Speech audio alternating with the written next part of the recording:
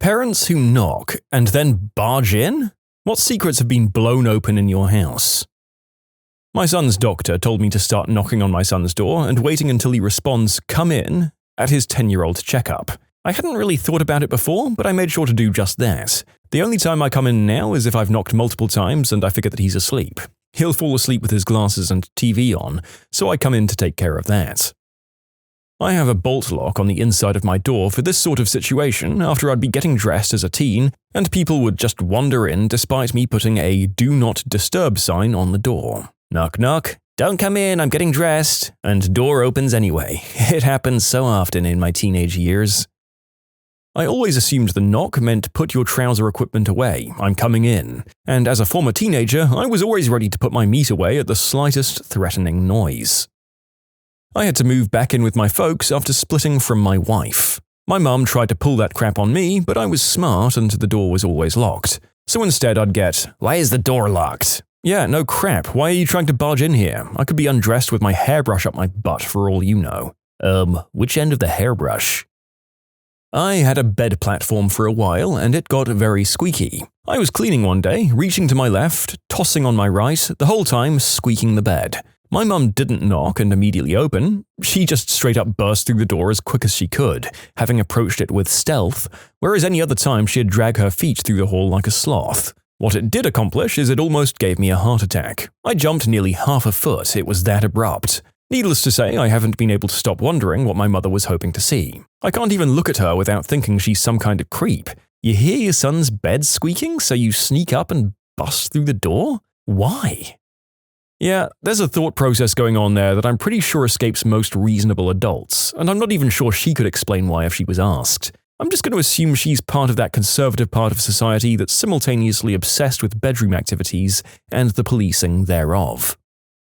I remember my days back at home, post-divorce. Once I, a grown adult, was home for the day, the clothes came off and I'd throw on a house coat if I was venturing out of my room. I'd hear my mother approaching my bedroom door, she'd call my name, and then not 2 seconds later she'd try the doorknob. It's locked. I haven't even had the chance to try to respond to her, and she's already trying to open the door. When I get the chance to tell her just a second and position myself behind the door to crack it open, it goes something like this. "Why is your door locked?" "To stop you barging in on me undressed." "Oh please, it's not like I'm just gonna barge in." If you weren't about to barge in, how did you know the door was locked? This was not a one-off incident either. My mum barged in once while I was cranking it, and it was to tell me that my friend had died. And yes, I actually finished. I was almost there anyway and wasn't about to suffer through a blue storage unit and the emotional devastation of losing a friend. It was the last bit of self-love for a while though, what with the sadness and all. The show must go on. Very modern family thing here. My parents never knock, so I usually lock it so they can't open and catch me doing something wrong. But that habit of never knocking kind of instilled in my brain, so I never knocked as a kid either. I saw some crap when I was walking into my brother's room once. Also knew that every time my parents do lock the door, they're doing the deed. Therefore, teach kids to knock and wait until you open. Do the same for them. Don't waltz in, don't barge in, because they'll do that to you too. Learn from me. These stories remind me of why I moved into a 5th-floor apartment with no elevator. My mother hates taking a lot of stairs, she has a medical problem, and she'd be in my apartment every day if it weren't for the stairs. I love my mother, but she has zero sense of privacy. "It's over, mother. I have the high ground." You have 2 seconds to put that away and close that incognito window. I'm in my 30s. My mum lets me know she decided to come over by pressing her face up against the windows, sometimes from the backyard. Knocking? Parents knock? My mum took away my doorknob because I shut the door to change my insulin pump while she was yelling at me for not having my college apps done 2 months early. Just before I left home, my mum and I got in an argument about me sleeping all day as I worked night shift at the time. Went in my room and locked the door, which was apparently a no-no at 19. She took the doorknob off, so I went and bought one with a key. I gave my in-laws a very stern warning when I gave them a key to my house. If you ever come over unannounced and just let yourself in, I'll drop everything and walk around undressed to meet you at the front door to collect your key. Why did I give a key? Well, bird sitters while on vacation and in case of a catastrophe or emergency. Why are so many people confused as to why I don't want them to just barge in unannounced? My wife once invited her parents over to do something while she was out and didn't tell me. So they walked in on me. Later, I had the following conversation. Why didn't you tell me your parents were coming over? What? You were home. That's my point. What if I was dancing around undressed to Barry Manilow? We don't even have any Barry Manilow. Fine, I was dancing undressed to U2. Still, a heads up would be nice. One day, they're going to find why we're always staring at our wallpaper. Rookie move. Always keep another browser window open in the background. Oh boy, I can't wait to leave the room without closing the door on my way out. I finally got the courage to call my mum out on that after 2 years of living on my own. My mum hits me with, because me and your dad knew it bothered the crap out of you. Also, why do they leave the door a little bit open when they finally leave? Why? A little bit? My mum just leaves my door wide open all the time, making me walk those painful steps to the door from my bed. I can't imagine. My parents would knock on the door and wouldn't come in until I opened it for them. Really helped feel like I had some personal space in a very crowded house. Ugh, my mum used to do this, if she knocked at all. So at my house with my kid, I knock. I let the kid know what I'm doing. Hey kid, I've got laundry for you, or hey kid, I need to talk to you. Then I wait for an okay, and only then do I open the door. If by chance I get a not right now, mum, I say, I'll be back in exactly 3 minutes, and that's what happens. Me too, mostly because I don't ever want to see what's going on, like naughty movies most likely. I knock, tell them what I want, if dinner's ready or I've got their laundry, and then they respond, usually without opening the door. I love my privacy and treat them as I want to be treated. Huh, now I feel like an even bigger nerd. My parents did the same thing, and usually when I'd respond that I needed a minute, I was either in the middle of reading a book I was really into or playing an online multiplayer game. And before anyone calls BS, I saved my fun times for at night specifically so I wouldn't get interrupted. Yep, thankfully my parents weren't as nosy as others. I got a good 5 seconds to get my act together on the rare occasion they did pull this though. And yeah, almost every single time I was playing computer games when I should have been doing my homework. My mother walked in on me using an electric swimsuit line trimmer once. I had one leg propped up on the edge of the tub and was leaning back against the wall with my pelvis tilted upwards. So here I am taming the wild bush, and boom, my mother throws open the door and acts shocked at what I'm doing. She then later told me that any man that wanted a woman with a shaved downstairs hair was a predator because adults are meant to have that. It was like, what the frick, mum? I shave because the hair itches me and I don't like it. Okay, to answer the comments I'm getting, just because my mother said a few crazy comments in her life doesn't mean she's a bad person. I'm sure everyone said at least a few crazy things in theirs. Please, chill everyone, it's just a funny story that happened 15 years ago. Can't we all just laugh at my teenage self getting caught shaving my groin? It's not this serious. I love how parents always assume that a young woman shaving anything has everything to do with doing the deed. My mum got angry that I started shaving due to swimming and summer activities. Maybe you don't have any issue showing off your bush and furry legs at the pool, but I sure do. I knock on my daughter's doors, and then if they don't answer or say hang on a minute or whatever, I leave. My youngest daughter says I'm the only parent she's ever heard of who does this. For the record, if they don't answer, I assume they're asleep and come back later. The chances they're actually in the process of dying by aspirating on their own throw-up after a calf fentanyl overuse are astoundingly low. They're usually just asleep or they have their headphones in listening to a D&D podcast. Unless it's the most important thing in the world, it's just not a big deal. My husband, by contrast, does do the simultaneous rolling knuckle knock and door open. When I was 11 or so, I knocked on my parents' door to have them help me open something and they didn't answer, so I let myself in. They were doing exactly what you think. So I'll never do that again. I also just don't walk into people's houses, even if they tell me to. I wait for them to open the door for me. When I was 8, I had a friend down the street call and ask me to come over. He told me just to walk in. I do, and happen to see his dad walking around completely undressed. So, needless to say, I'm pretty scarred for life. I sold Christmas bouquets for class trip money. First you order, then 2 weeks after I deliver and get paid. My neighbor is a Finn. I knocked and no answer. Again, no answer. I looked around and I see him completely undressed outside his sauna with his back turned to me. I was about to shout, but then he had to turn around. I decided to slowly back away and go back home. So, after 5 years, my most popular comment is about almost seeing my Finnish neighbor's lingonberries. Man, did my parents learn quickly. My dad would always say, hey, you and your serious girlfriend can come and watch TV upstairs with us when you want. Nah, we're cool. And usually it was just because what high school couple loves hanging out with their parents? We just didn't want to spend our time hanging out with them. But obviously there are some more private reasons too. So one night, before we had time to react, my dad knocked and threw open the door and looked straight into my rear hole with the way the bed was positioned at that time. Honestly, I'm glad that traumatic experience happened to him. I've never had a reason in anyone's house to just throw open a closed door. The only excuse is if a bathroom door is closed and then you slowly open going, "Hello?" to double check if they're still alive. You can submit your own stories to be featured here on the channel. The story submission link is in the description below. Don't forget to subscribe to Am I the Genius? I know last time I went into John's room just after he'd showered, he was undressed and I yelled at him for being undressed in his own bedroom, but maybe this time he'll have figured out how to get dressed in 20 seconds. My mother's brain, probably. I like to air dry, woman. Leave me alone. This question may as well be about my boyfriend's mother. She ended up walking in on us doing the deed. She now waits. Wait, she waits for him to finish? My mum did this to us every day growing up. I have 6 siblings and my god, she managed to tee all of us off every single day with this crap. High school was the worst. I don't need you to remind me 6 times in 30 minutes to wake up.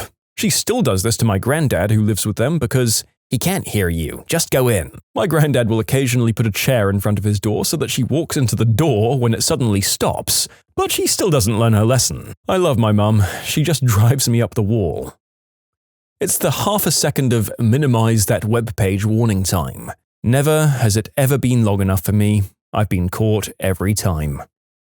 My mother-in-law popped the bedroom door open the first time I stayed at their house. I was 25 and he was 27. My now husband and I weren't even going to be sleeping in the same room. We were talking privately and she opened the door because she didn't want us having relations in her house. For frick's sake. The switch flipped after we got married, though. She gave us a gift bag that included Johnny's for our wedding night. What the frick, woman? Huh, it's my lucky day if my mum even knocks. She also checks if someone's in the bathroom when the door is closed and the light is on inside by trying the handle and assuming nobody's inside if it's not locked. Both of my parents will leave the bathroom door open and the light off, if there's enough light coming in from the hallway when they're using it, too. Ugh. My mum used to barge in, followed by rooting through my phone, computer, and school bag. Created a lot of distrust that ended up with me leaving the house at 14 and not coming back until I was 17, when I found out that my father was way worse. My dad used to do this all the time, until one day I stopped him and told him, "Look, you're free to barge in whenever you want, but someday you're going to come in and I'll be equipment in hand making eye contact." He laughed, I laughed, he knocks and waits now. My mum did this to my ex. We were under the covers with him up my rear end. Had an entire conversation like that. His mum did this to us, but the act was much more blatant. There was no conversation that time, mostly screaming. Okay, so I've never had this, but I have had an entire conversation with a flatmate, the bed covers pulled over my otherwise exposed lower half to conceal the fact that I had in fact been working the old organ. I'm sure, though, that much like my flatmate, your mother in the first story probably had her suspicions. I never even had a door to my room.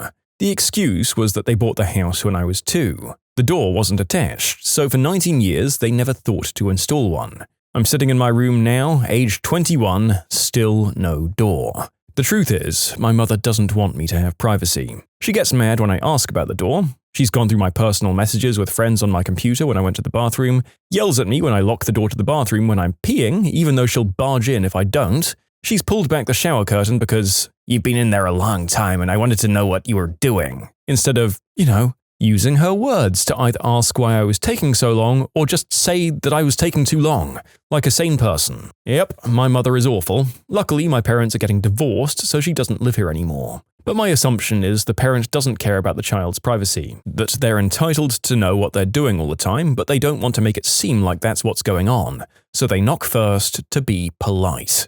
I know many people who do this and aren't parents, and it's because they don't think about the person's privacy, just whatever they want or need in the moment. I think it applies to young kids too, but they don't know better and don't understand the importance of other people's privacy. And yes, I'm trying to move out. My mum doesn't live here anymore, but I have too many bad memories and I need to get out of here for my own sanity. I usually live on campus, but it's the holidays, so I'm here. In general, I'm safe. When I'm not forced to spend time with her, and as long as I don't bring up her behavior to my dad.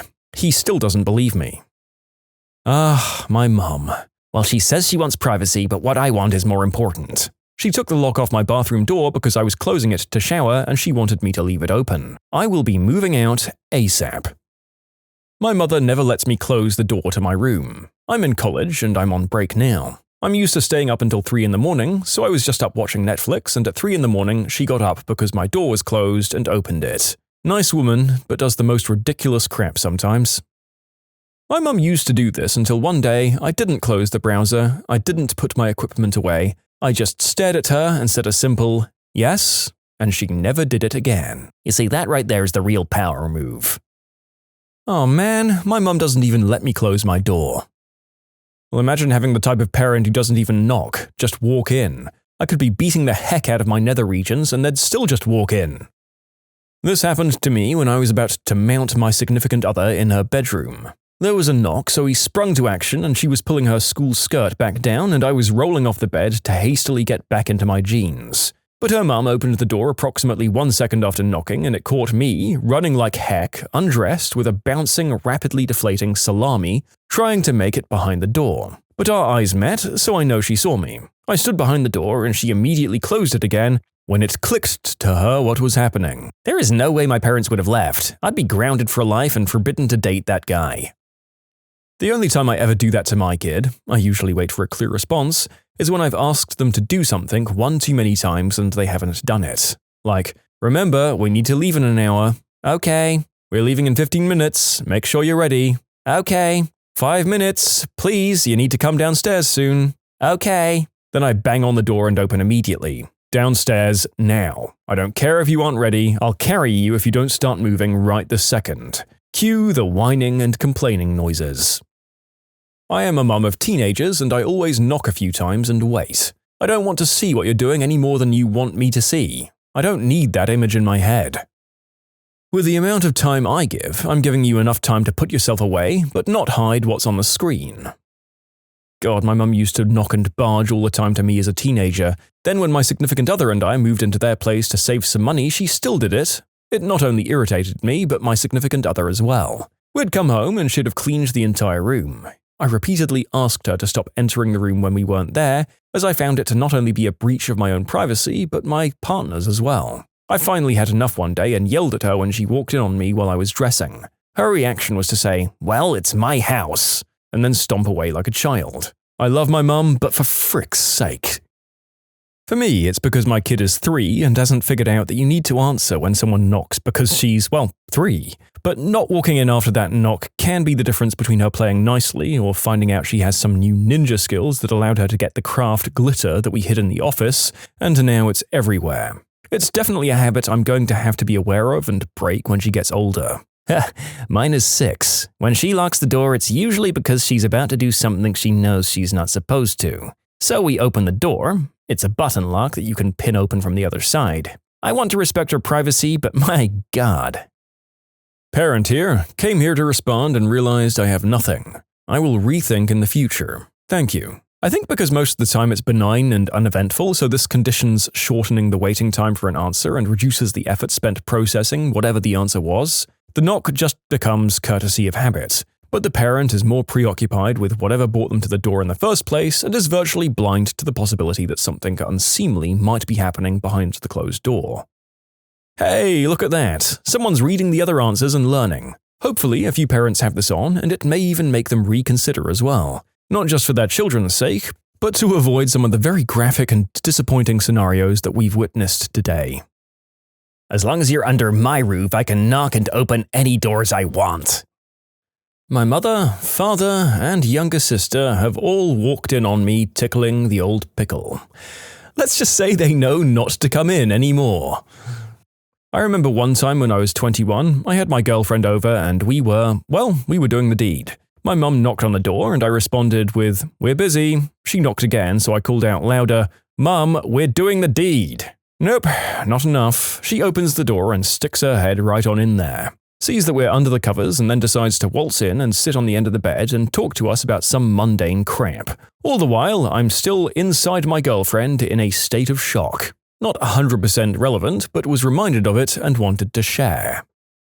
I recently graduated college and moved back home with my parents. I literally keep my door locked every time I'm in my room for this very reason. I'm usually only partially clothed and my parents have no respect for my privacy. What was the quickest buzzkill to a room full of happy people? Back when I waited tables, there was a guy walking to his table. He had a massive heart attack and hit the floor.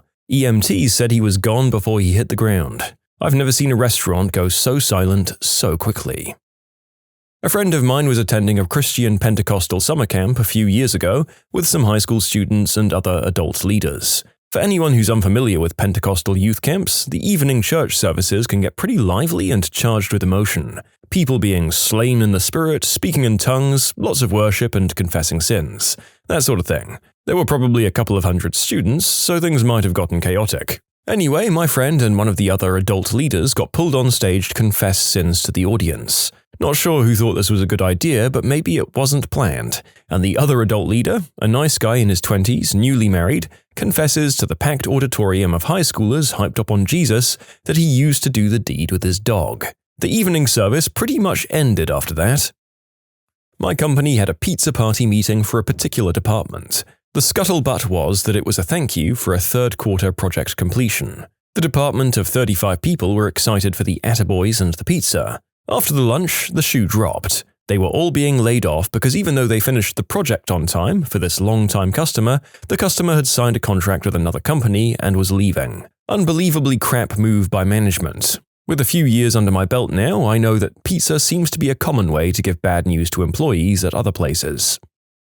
When I was a kid, there were about 6 to 8 families in our area who were a good group of friends. Regular holidays together, kids all close friends too, and in the same classes at school. The backstory was that one of the families kept noticing money going missing from a drawer in the master bedroom. They had an older son who was getting the blame but was denying it. Fast forward a few weeks and it's their younger kid's birthday and everyone's at their house. Usual script was the kids' party would be late afternoon, then in the evening the kids would end up playing games in the same bedroom as the adults had a few drinks. Kids were happy because we got to stay up late with all our friends, and parents got to have a few guilt-free drinks. This night was going on as normal until we were all shuffled off and home earlier than usual. We got the full story the next day. Once the kids were out of the way, the owners of the house had turned on their TV and pressed play on a video. On screen, there was CCTV of the bedroom where the money had been going missing. Clearly in the video, you could see the wife of one of the other couples sitting in that very room, going into the drawer and taking money.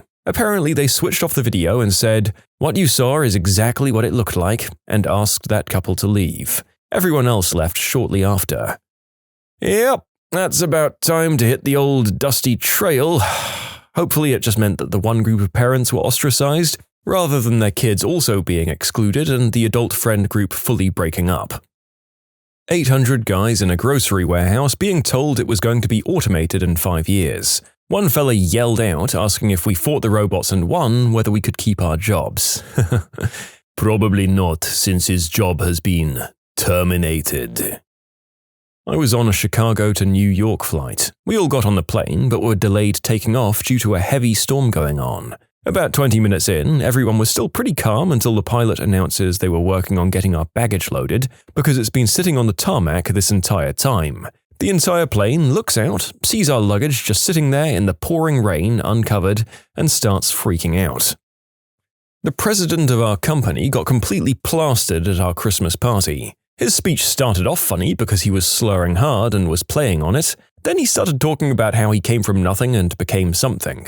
Then he proceeded to tell us how if it wasn't for us working so hard and keeping our clients happy, he wouldn't have been able to accomplish building his mega mansion for him and his family, nor would he have been able to afford his new Benz. There was some awkward muttering here, followed by him directing us to drink up and enjoy because due to budget cuts, the future Christmas party and bonus budget is cancelled from here on out. Many of my co-workers relied on that bonus. Nobody was impressed. Except for one person, the rest of us quit within the first few months into the new year. Sounds like the owner and MD from my spouse's last job. New cars every few months, paying his kids a salary for doing nothing, flushing cash from the business for personal home improvements. They had 100 employees tops. They all worked like dogs. Their Christmas party? Held in the office where everyone had to bring in food to share. Record profits? Huh, thanks for the work, suckers. Check out my kid's new car. Ended up losing lots of skilled workers to a rival company. I hope he craps a hedgehog. I used to work for this new performance hall in New York City, and one morning during our morning meetings, one of our managers thought she was being unique and uplifting by ending our meeting with forcing us to say, "One thing I'm grateful to the company for is..." All 30 of us were pretty happy to just start the day since it was a beautiful day out, but that soured our mood real quick. A bunch of people got hostile with answers like, "The wonderful healthcare we're given, we have none," and "the magnificent hours. The hours are crap and inconsiderate." The whole company of more than 60 people gathered at a product unveiling and cheerleading event where we were expecting surprising news, like bonuses maybe. Instead, we were informed that the least senior and biggest jerk were promoted to partner. Everything went downhill from there. Party at this one woman's house. Everyone was talking and happy. They mention a local business burned down, and a drunk guy yells, "Must have been Jewish lightning." The entire party goes silent, awkwardly glancing between him and the hostess, who just so happens to be Jewish. The man looks around, thinks for a moment, and realizes his mistake. They didn't hear him, so he yells even louder, "Must have been Jewish lightning." I was watching Bruce Lee's Enter the Dragon in a movie theater when it came out in the early 1970s. The projector died during a fight scene. Similar experience. I'd already seen Batman with Jack Nicholson as the Joker. I went again with my uncle, who wasn't much older than me, and a few of his friends. You remember that scene where the Joker, who has yet to be seen as the Joker, is talking to the crime boss who tried to have him killed? The boss, Grissom, calls Joker Jack, his real name, and Joker responds with, "Jack's dead. You can call me," steps out of the shadows for the big reveal, Joker. At Jack's dead, everyone watched the film melt onto the camera. I laughed my butt off, but everyone there who hadn't already seen the movie lost their damn minds. I actually thought I was going to witness a riot.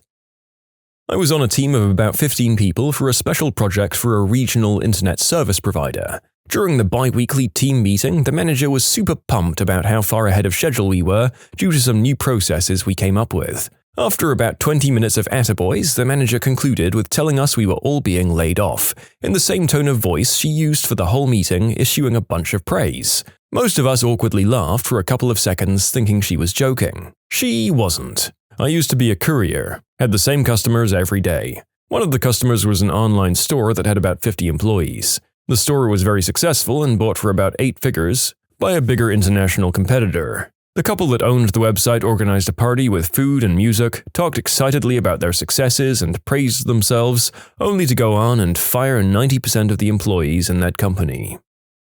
The bride throwing up on herself and the dance floor during the first dance. She tried to hold it back, but the groom just pointed her toward the dance floor and she let her rip. It was impressive. Drinking with colleagues from work. A guy was needling me and a friend about how out of shape we were. It's fair and lighthearted, right? Suddenly my friend blurts out, "Yeah, at least we have attractive wives." The needling guy's wife was standing right there. Wow, that guy really played the reversey jackass Uno card, didn't he? And I don't really know who won this particular game. Feels like everyone lost, including the bystanders awkwardly staring literally everywhere else after that final burn went out.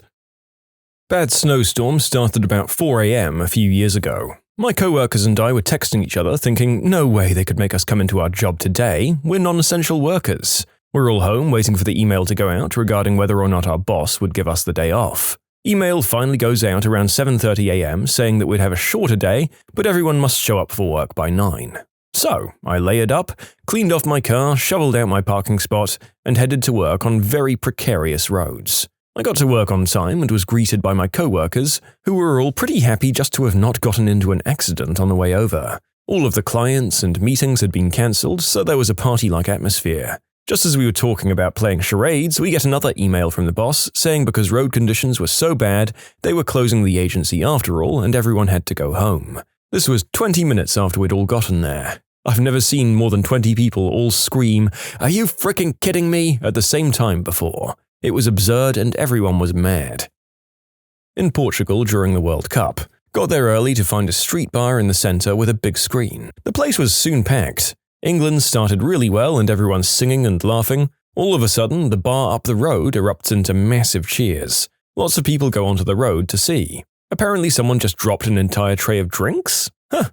We all laugh and go back to watching the game. 10 seconds later, England scores. Our bar erupts and we spill into the street. The bar on the road is kind of silent now. That's weird. The game starts again and the bar up the road starts screaming again. Nothing in the game? What's going on? People look back up the road, can't quite work it out. Then a really bad tackle goes in and the penny finally drops. Our bar's TV is the only one using satellite and all the others have cable. So our feed is about 20 seconds behind everywhere else. Every exciting moment is audible about 20 seconds before we get to see it. I've never seen a bar empty so fast in all of my life.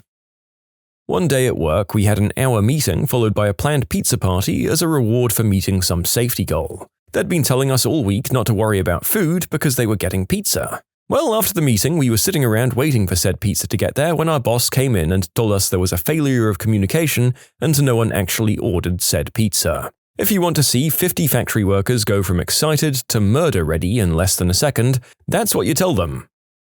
I worked at a casino for a couple of years and the joke is totally true. How do you make 500 old people want to kill you?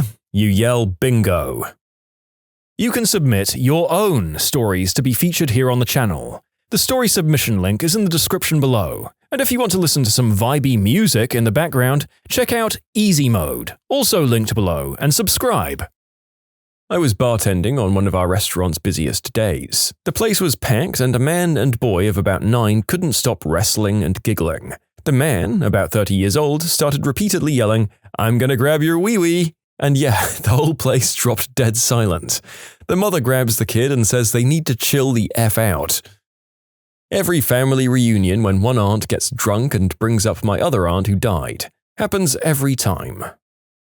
Not exactly a room, but our plane landed home after my company spent a year in Iraq. Our company commander previously told us to tell our families they shouldn't come out to the tarmac to welcome us back because it would be a fricking circus and you'll just see them later anyway. Stepping off the plane, who are the first and only people we see? Our fricking commander's wife, 3 kids, parents, grandparents, brothers, and numerous cousins and friends. That guy was the worst. Family gathering was going great until the host realized she was missing thousands of dollars worth of jewelry. She started accusing everyone of being thieves until her husband said he put it away without telling her. In grad school, we were gathered in a room to hear about how the last term of classes in the program was going to be cut due to a new law regarding educator requirements for the state. Everyone was stoked because it was going to save us like $5,000 to $8,000. Then they told us that due to state budget cuts, our total tuition was going to double. A guy decided to pop the question to his girlfriend at a work holiday party. She said no. Both parties began to cry inconsolably. All the guys in the room tried to cheer up the guy with their tales of woe. All the women in the room took the woman's side and did whatever the female version of the above was. Went from a fairly happy event to a complete disaster within minutes. Plus side was, while all of this crap was going down, nobody was hitting the buffet, so I just cleaned the frick up. I guarantee you someone else has told this story with the addendum of, and then that frickin' jerk just went to the buffet. I'm not gonna lie, I love the idea of the absolute social mayhem going on, and this one frickin' guy just hoofing it to the buffet and eating everything straight out of the dishes there, taking complete advantage of the situation and piecing out on the drama. It's glorious. When the boss got drunk at the Christmas party and then let slip that there were going to be layoffs coming in the new year. We had to work on a holiday, but management didn't, so there was nobody to unlock the building. We waited outside from 7 AM till 7:45 and were told that if we didn't get in by 8, we could go home. 7:55, our manager shows up and lets us in, telling them they're going to be let go just before Christmas. You know, Walmart is really bad about letting their seasonal people go the same week as Christmas after spending 90 days building them up as having a chance of being more than a temp. I wasn't there, but when the Metallica concert in New Delhi was cancelled, 30,000 fans were already at the venue, super excited and waiting for more than 3 hours for the concert to begin. While they were waiting the said 3+ hours, some of the security barricades at the stage gave way and couldn't be fixed. So the organizers cited safety issues and just cancelled the whole thing. I think they were eventually arrested for a breach of trust because the whole thing sounds shady, to be honest. India is not exactly a hot destination for big musicians. So when Metallica came over for the first concert in India ever, people flew in from all over the country just to attend. Metallica's pretty popular in India as well. I hear angry fans rushed the stage and broke the equipment after the cancellation was announced. Camp. 150 kids headed to an ice skating rink. Everyone's laughing, cheering, and having fun. Sitting on school buses for 2 hours. The place is closed. Instant chaos, screaming, and general unhappiness. Took us back the next day, but still the angriest I've ever seen 150 kids be. This is more of a mild story, but still very uncomfortable. It was at work during break. A whole bunch of us were outside smoking. One kid asks my coworker if he has any kids and says that he likes to dress up as Santa for the young ones. So my coworker tells him, "I have a daughter that just turned 20, and he replied with, "Well, she can definitely come and sit on my lap." The silence after that sentence was so painful. Everyone ended up going back inside after that. It was super awkward. In 2007, Mars Volta played at the White River Amphitheater. They got through about 4 songs and then quit in a rage on stage. Turns out the guitarist was having speaker issues and someone threw a bottle of wee-wee on him. He smashed his guitar on the speakers and walked off mid-song. The lead singer says, "This is what you get when you build an amphitheater on an Indian burial ground. I'll give 10 grand to anyone who brings me the head of the motherfricker who threw that crap on us." Security ran out to escort them off, and we had a full hour-and-a-half wait until RHCP came out. That crap was sour. Also, this is all available to watch on YouTube. I didn't witness it personally, but I heard about it and the aftermath. Back in 2006, an army unit was being extended beyond its original 12-month deployment to Iraq. This was the first extension of the surge and before it became common. Secretary of Defense Donald Rumsfeld traveled to the unit's home base to address the families of the soldiers and let them know why these soldiers weren't coming home, and the few that had made it home were having to turn around and go back. It wasn't a horribly happy crowd to start with, but they were willing to hear him out and be respectful. Apparently he came in incredibly conceited about the whole situation and basically made a comment along the lines of, "They're soldiers and they'll do what they're told and like it." He was completely lacking in empathy and understanding and just expected everyone to accept and support the decision. This comment and demeanor quickly turned the crowd hostile, and the town hall was quickly cancelled and Rumsfeld had to be escorted out by his security detail. I was helping to run a Christian disco when I was a teenager back in the 80s. Everyone was happy and dancing until I innocently played Tainted Love. The entire dance floor cleared in seconds because apparently Tainted Love is a gay anthem. I'd like to know what other songs they were okay with if Tainted Love was too gay for them. It was the party for the cast of a musical I was in during my senior year. We were all having a great time and decided to watch a video of the performance that the host's mum managed to record. She had permission to record the show. In the middle of the recording, you could hear the host's mum whispering while recording it. It was obvious she wasn't aware the phone picked up her voice. She was talking about how her son deserved the leading role, not the guy who was actually cast. She was basically heckling his every move during the show. The party ended pretty quickly after that. The poor lead guy was really hurt. He wanted to go to school for theatre, but that event really discouraged him. But he got the main part, and she was clearly biased. That just makes me so sad. Another talent discouraged from following their dreams. 50th anniversary for my old rugby club. People were flying in from all around the world, 150 plus people ranging from late teens to 70s. We went on a big pub crawl combined with my dad's 60th birthday the night before the big dinner. One of the old boys fell over outside the local pub, hit his head on the concrete and was knocked out. The ambulance was called and we helped him get into it, explained what happened to the medics, and off he went with his brother to the hospital. We laughed it off and went back to drinking. By far not the first time a player has gone to hospital after a night out. The night after, at the big suit and tie dinner, one of the old boys was wondering where he and his brother were, so he called the brother and asked if he was okay. He wasn't. He'd had a brain aneurysm and had little to no chance of surviving. A room full of more than 150 tough-as-nails men and women went from having the time of their life to being pretty much dead silent. He died 4 days after. I was in a local, independently run bookshop in my hometown, and it was full of people happily searching the labyrinth of books, and the owner was talking to one particular shopper about World War II history books. They seemed to be having a proper good chinwag, and it was kind of obvious that most of the other shoppers were tuned into their conversation. After all, it was a very interesting talk they were having about history. Right up until the shopper said something along the lines of, there's actually a lot of evidence to suggest that all that stuff with the Jews didn't exactly happen. The tension in the room went up so damn quick I could smell it. It felt like we were all walking underwater. Then the shop owner freaking exploded and threw the guy out the shop. We all perused the shelves in silence. I was at a really fun party which turned sour when one of the people in the room punched his pregnant girlfriend for no apparent reason. He mysteriously fell down a flight of stairs about 20 seconds later, with no witnesses to what happened.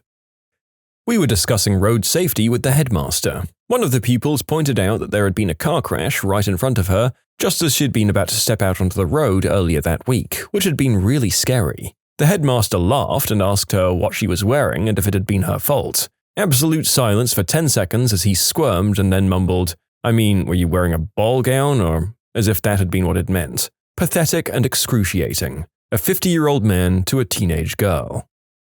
This story took place my freshman year of high school. I was in an extremely small 5th period theatre course with about 10 or 15 people in it. We were a very well-behaved class that acted more like a family than anything else. It was fun. However, one day we got a substitute teacher who I'll call D. D was old. She had short white hair, a permanent scowl, and always wore a jacket that looked like a duster. That particular day she was angry and you could tell.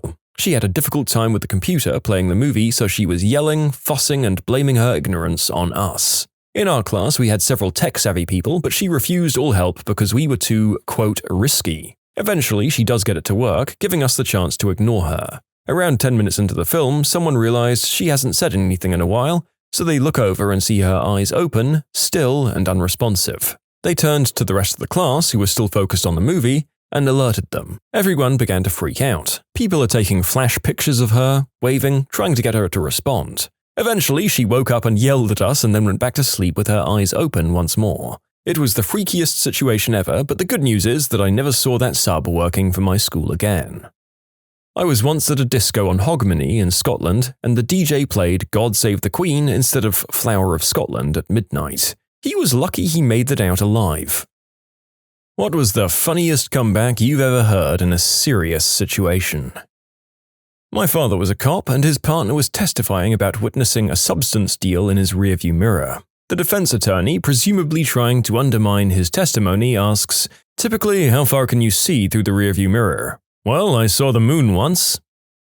Every so often, people at my university chalk up the concourse to advertise upcoming events. Since this is against the university code to write on the concourse, everyone does it late at night. The city police normally run a couple of bike cops, who tend to be D-bags, through campus to make sure that everything is kept neat and tidy. A friend of mine was riding on the concourse one night and got caught by a couple of bike cops. They stopped him and one of them asked him, "What are you doing out here with the sidewalk chalk? Does mommy not trust you with paint?" To which my friend replied, "What are you doing here on bikes? Does your chief not trust you with a car?"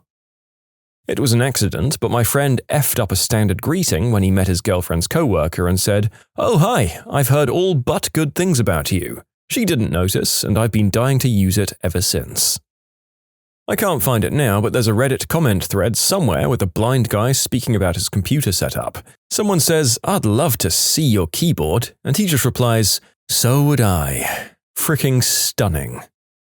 A friend of mine was shoveling snow out of his driveway one day when his neighbor came over while smoking a cig and started complaining that the smoke from my friend's chimney was drifting over to his house and causing his family breathing problems. My friend said, "Well, you smoke." And he replied, "Well, I smoke outside." And my friend said without missing a beat, "So does my chimney."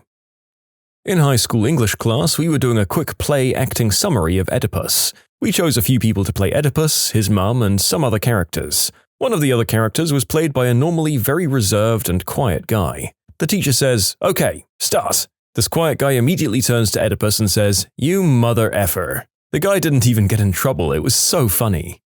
Look, he played a character accurately commenting on the deeds of the protagonist. What was she going to punish him for? Also, I guess it's really hard to send someone to detention while clearly holding in laughter.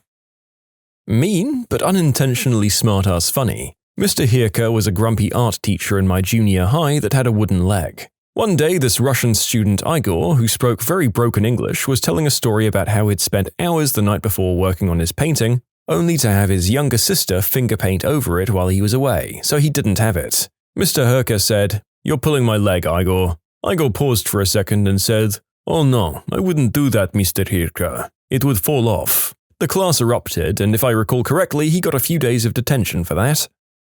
My dad asked my mum, "What's the passcode to your phone?" "It's the year I was born." "Huh, I don't see a BC anywhere on this keypad." My mum asked us, How do you kids get through so much toilet paper? What are you eating? My brother answered, toilet paper. If you poop toilet paper, do you still have to wipe? Man, this is getting philosophical in here. My grandma came back from the beauty parlor. My grandpa said, I thought you were going to the beauty parlor. My friend and I were supposed to have a lunch date during work. Instead, his wife had made him a buffalo chicken sandwich to bring from home, leaving me to fend for myself. So I said, really angry, oh really? You got your wife to make your lunch for you. How about I give you a sausage meat sandwich? In case it wasn't obvious with the YouTube-friendly language, I meant my sausage. Anyway, he answered, do I look like I'm on a diet? A buddy of mine was driving through Georgia and got pulled over by a police officer. The police officer came up to the window and told him, nobody goes that fast through Georgia. His reply was, General Sherman did. He found out a police officer can hold you 24 hours without formal charges that night. It was worth it, though.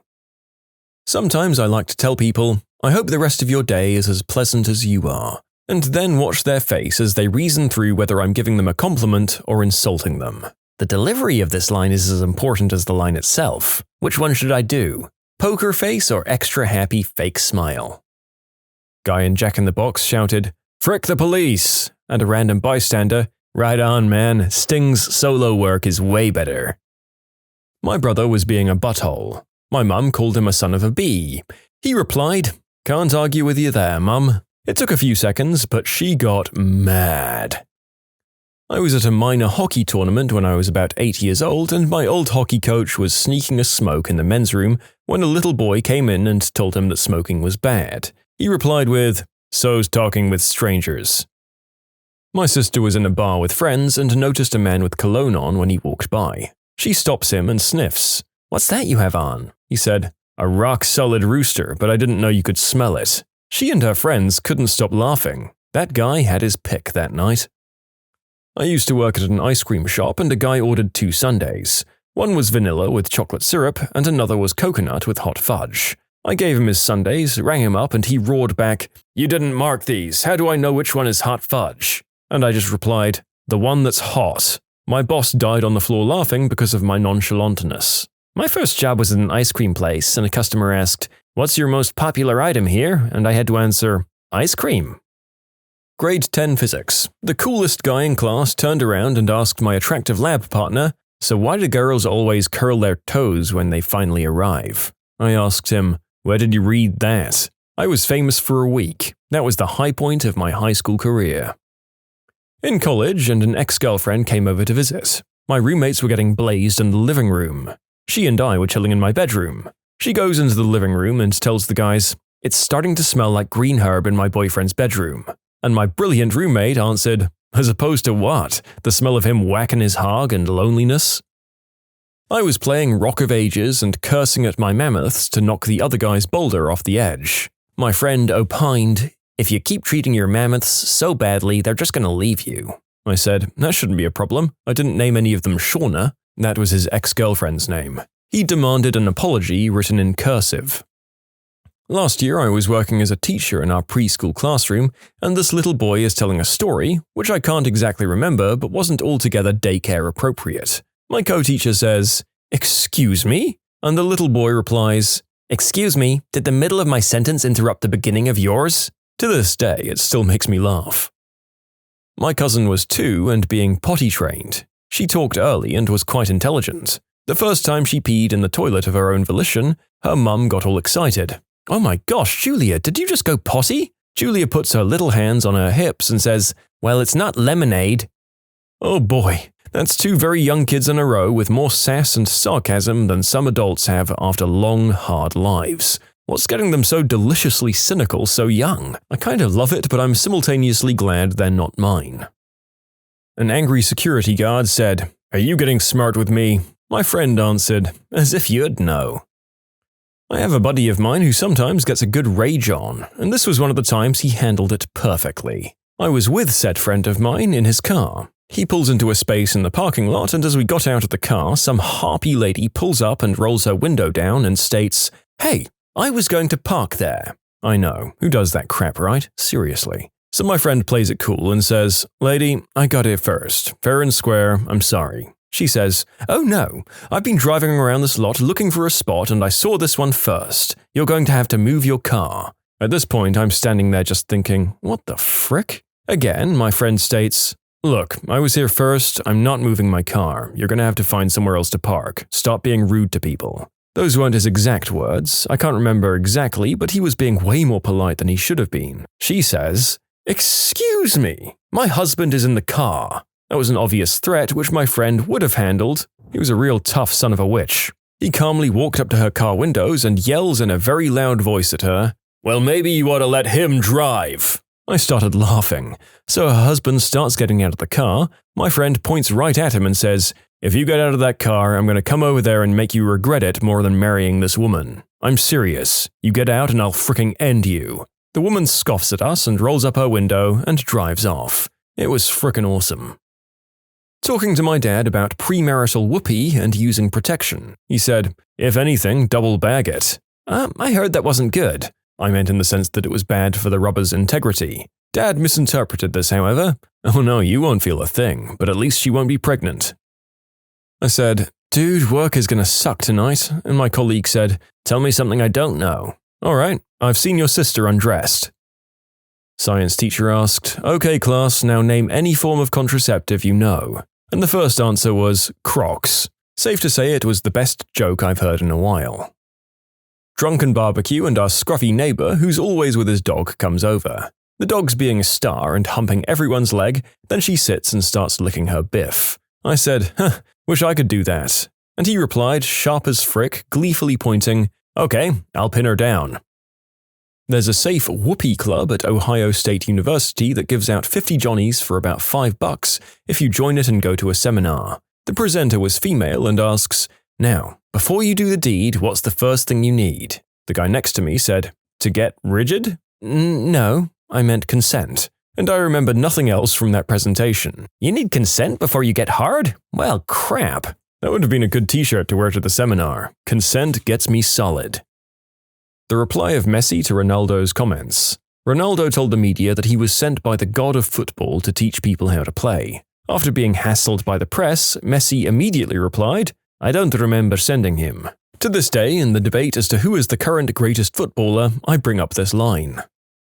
You can submit your own stories to be featured here on the channel. The story submission link is in the description below. And if you want to listen to some vibey music in the background, check out easymode, also linked below, and subscribe. My friend said, "I've got a huge sausage, it's like the Loch Ness Monster down there." I answered, "Yeah, nobody's actually ever seen it." Got a few laughs from everyone around us. Security guard yelled at me, "Sir, you can't climb the flagpole." I said, "Yeah, I know, I just tried." Not the best one, but we'll all wind up in this situation where it's needed. Plus, it's my dad's proudest moment. He was having car trouble and was blocking some D-bag in a convertible with two gorgeous girls in it, trying to start his car. The guy is honking his horn like his stocks depended on it, and after a while, my dad has had enough. My dad left his car, went back and told the guy that he'd happily sit there and continue the honking for him, and that the D-bag could start Dad's car instead. Apparently that's all the girls needed to break out laughing, and Mr. Convertible was too flabbergasted to respond. Dad still brings out his smug face whenever he's had enough cognac to tell this story. I was standing in line at a Subway in college. Girl making the sandwiches was slow as heck because she was busy talking to everyone. She was bragging about how to work at Subway. You're not just a worker, but a sandwich artist. They have to demonstrate how they can make a sandwich for someone in 30 seconds or something like that. So from the back of the line, someone yells, "Well then frickin' do it!" She was embarrassed. I heard some guy outside of a hotel rip a giant toot in front of a lot of people. He turned to his buddy and loudly exclaimed, "Not bad for a 1/4-inch speaker." I fell out. In grade school, we were at lunch and the sun was blaring through some windows into my friend's face. He got up to fix the blinds so he could see. The principal saw him and walked up and asked him what he was doing. He said, "I thought I'd just adjust the blinds so I could see better." The principal goes on to yell at him and tell him not to fix the blinds as they're very expensive, then proceeds to say, "Next time, don't think." And I, being a complete smartass, replied, "Yeah, Andy, how dare you think at school?" My parents got to meet the principal that afternoon. In an elevator with a bunch of people going down to leave the building. This guy has a really nice pipe in his mouth, but it's not yet lit. This lady says in a really nasty voice, "There's no smoking in this building." And he says, "Lady, I have a butt, but I'm not farting." I have money riding on that guy having that zinger pre-prepared and deliberately baiting people with his pipe anytime he was on his way out of the building. Exhibitionism is the only reason anyone would choose to smoke one of those things in the modern day and age anyway. Guy on a park bench yelled, "Run, Forrest, run!" The jogger yelled straight back, "Sit, fatso, sit!" I've told this story before. I asked a very tall guy, he was 6'11", if he played basketball. He asked me if I played miniature golf. My cousin is 6'7", and I've told him he should get a t-shirt that says, "6'7", the weather's fine, and I don't play basketball. My dad asked, "Son, have you seen my phone?" I asked what it looked like. "It looks like two horses making babies. It's a phone, son. It looks like a phone." My female teacher just randomly came up to me once and said, "You look ugly with that beard." I just said, "You too." Walking by my dad's bedroom, I hear my stepmom utter the dreaded, "Do these jeans make my butt look big?" It's a real catch-22. On the one hand, he likes big butts and he cannot lie. On the other, he knows what answer she wants to hear. It was in this moment of indecision that I felt it necessary to save my father. Louder than it should have ever been said, I rang out with, "The jeans are fine. It's all the cookies and ice cream that make your butt look so big." The look of horror, laughter, and pride on my dad's face made the subsequent, obligatory grounding worth every boring minute. "If I want any lip from you, I'll rattle my zipper." I knew a gay guy who got relentlessly bullied at his Christian school growing up. Two guys were the main instigators and would nitpick anything he did. If he looked nice, they'd call him Rich Boy. If he dressed down, they'd ask him where his fancy clothes were. They'd ask him how many guys he slept with to afford his car. They were predictably trailer trash and homophobic and hated seeing a gay guy who had more than they did, even though he never flaunted his family's success to them. One day he got sick of their crap and said, "You know, sometimes I think about coming over and burning your house down, but then I remember aluminum isn't flammable." They were speechless.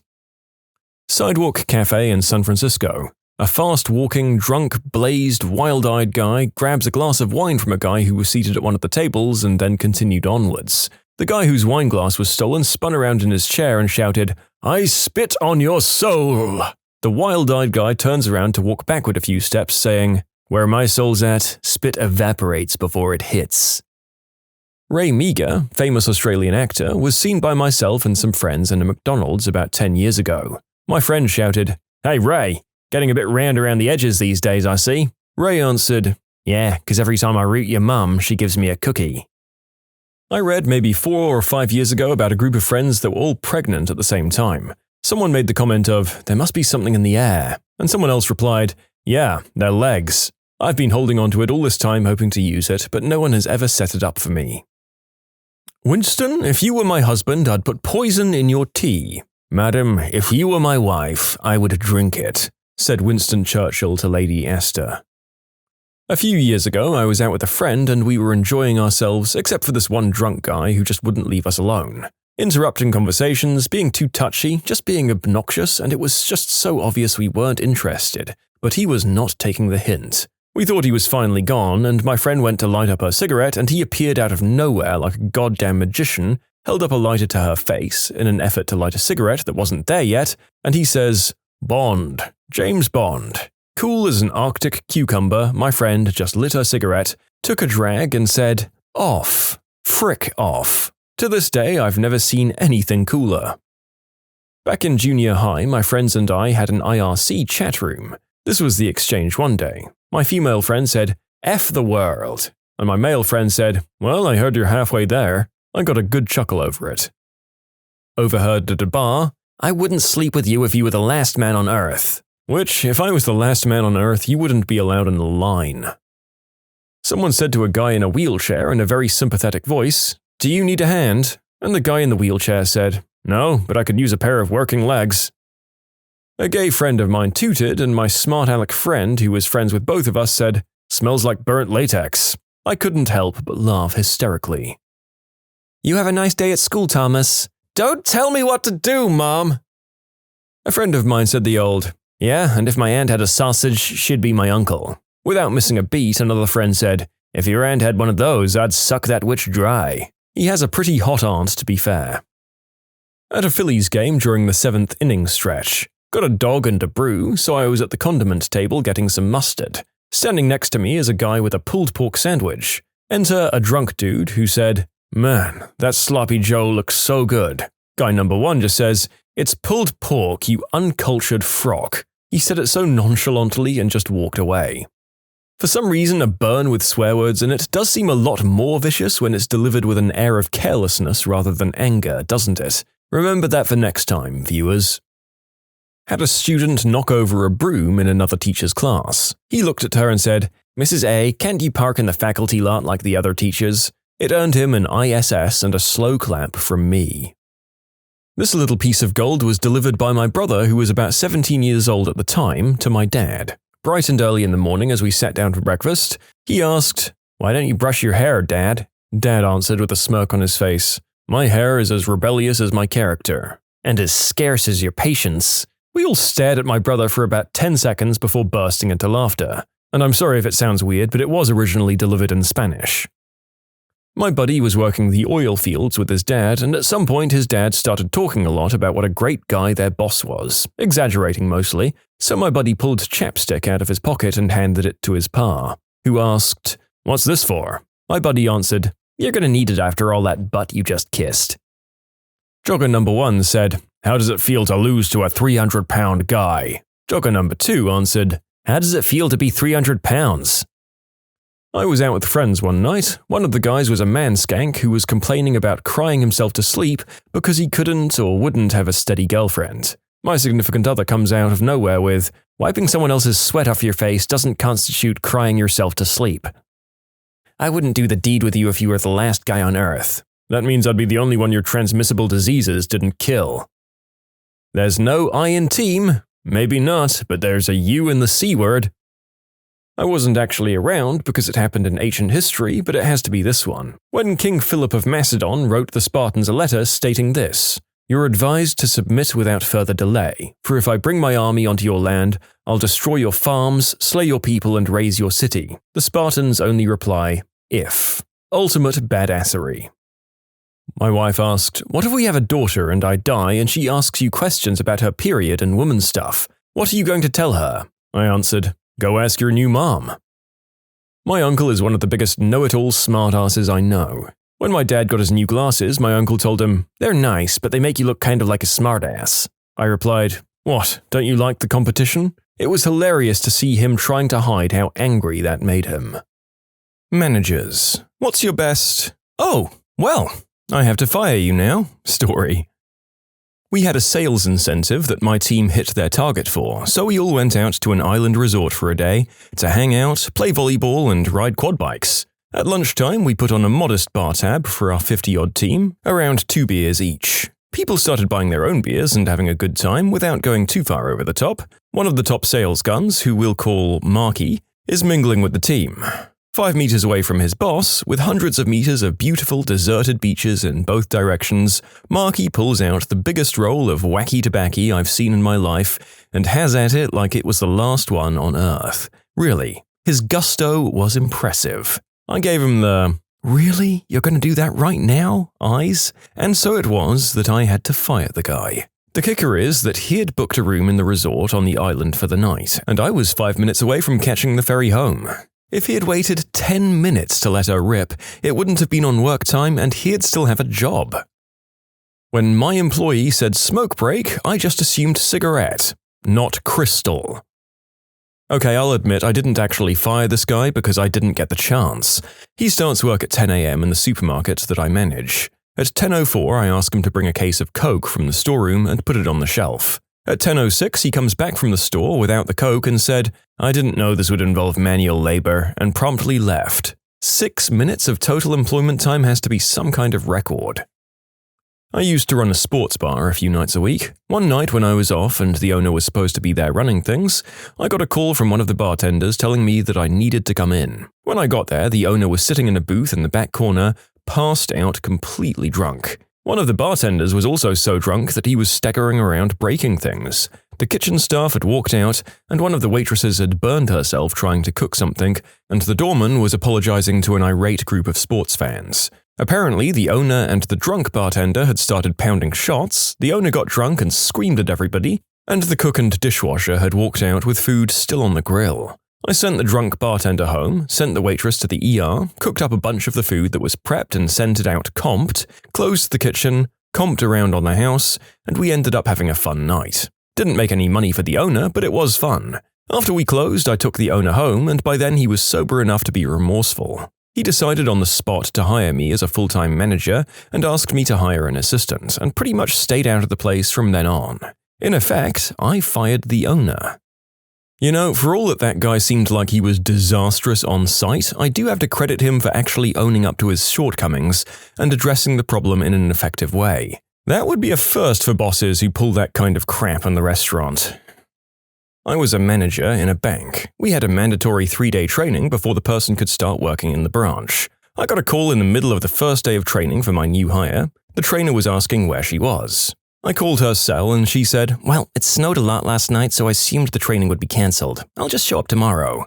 I told her that we'd need to have her start the following week because all 3 days needed to be completed in order. She told me that she wouldn't work because she had a 5-day Vegas vacation set next week. She'd never told me that when we told her the start date. I should have fired her right there, but we didn't have many good applicants, so I gave her one more chance. I told her that no matter what, be at training next week. So next week, I got a call from the trainer asking where she was again. I called her and she said, "My flight back from Vegas got delayed and I only had like 3 hours of sleep.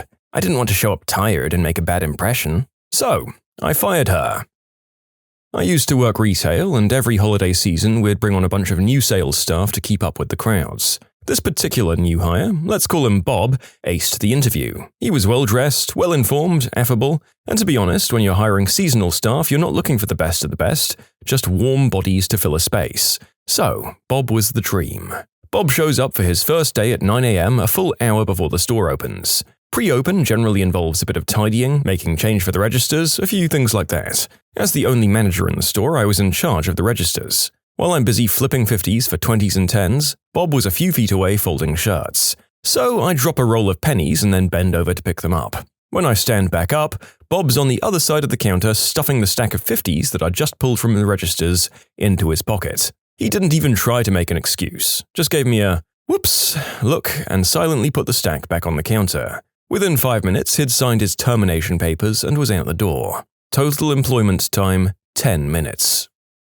I was supervising a call center where the agents did market research surveys. One of the new guys from the recent training class had been working for a few days and had yet to even get decently into a survey with anyone. Like he'd sit there for 4 hours at a time doing nothing but occasionally throwing out an intro. But since he was a quiet kid and didn't complain, I spent more time with the others in his training group and didn't focus on his lack of production until about his 3rd day. I just wanted to hear how he was pitching the survey to give him some pointers. So I tapped in. They can't tell that we're listening into their calls, and I was on the other side of the room. On his first call, there was an answering machine. On the second call, an old man answers. "Hello?" And the trainee says, "I know where you live, sissy! Sucker!" and hangs up. It took me a minute to compose myself, but I asked him to come into my office and told him, "Yeah, you can't work here anymore." I had this girl working for me as a lab technician. She was this little Chinese lady, 7 months pregnant, really nice. One day she came into my office crying. Her purse had been stolen from her locker. The lock had been cut. Her purse had contained her cell phone, car keys, green card, money, everything. Apparently it's very expensive to replace a lost green card. She said it was more than $400. Also, since her car keys were now gone, she had no way to drive home. She lived 50 miles away. Keep in mind, 7 months pregnant. So her husband had to leave his job to bring her spare keys so she could drive her car home. Meanwhile, I reviewed the security tapes with HR, and lo and behold, we caught a girl on camera with a frickin' pair of bolt cutters going into the locker room. The girl we saw on the tape was one of the other lab technicians. My employee and someone the victim worked with every single day. We used the company bolt cutters to get into her locker, and we found the bolt cutters she had used. We also found food and a bunch of other crap she wasn't allowed to have in her locker. At that point, we didn't need to prove the theft to fire her, but we were going to try anyway. The next day, she comes in to get her check and we bring her into HR and show her the bolt cutters. She admits that she took the purse, the money, and the credit cards and threw the rest in the trash. We tell her that she's fired and to please wait here while we write her another check, so she wouldn't have to come back in next week to pick up her last one. While she was waiting, we called the cops who came in and arrested her. She took the cop back to her apartment where she gave them the purse which she hadn't thrown in the trash after all.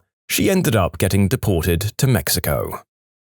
The boss's son decided he wanted to be a graphic designer, but he had this problem: he always had other things to do on deadline day. Once a week we put out the paper, and it usually involves 10 to 12 grueling hours of work. He always had some lengthy errand to run, and because his father was never around, he kept doing this, leaving me to do all the work. Finally, his dad tells him he has to stay at work and can only leave if I give him permission. The very next deadline, he asks to leave for the afternoon. "Call your dad," I told him. "I'm not asking Dad, I'm asking you," he says. Oh, then the answer is no. He got highly angry and finally yelled at me, "Your attitude sucks." 2 days later, he waltzed in, sat down, put his feet up on his desk and hands behind his head and says, "We need to talk about your attitude." Somehow, I refrained from killing him, but I told him I'd never speak to him again. His father backed me up and he was done. Last I heard, the entitled little bag of crap manages a Radio Shack. Perfect fit.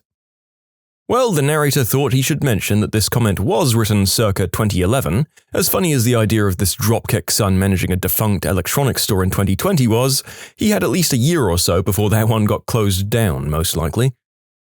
Had to fire a guy who was caught whacking the mule at his desk. Worked in an open plan office, got caught out by an admin lady sitting opposite him. Looking into his internet history, he was reading a very racy bit of text about a group who liked to keep their bedroom activities in the family.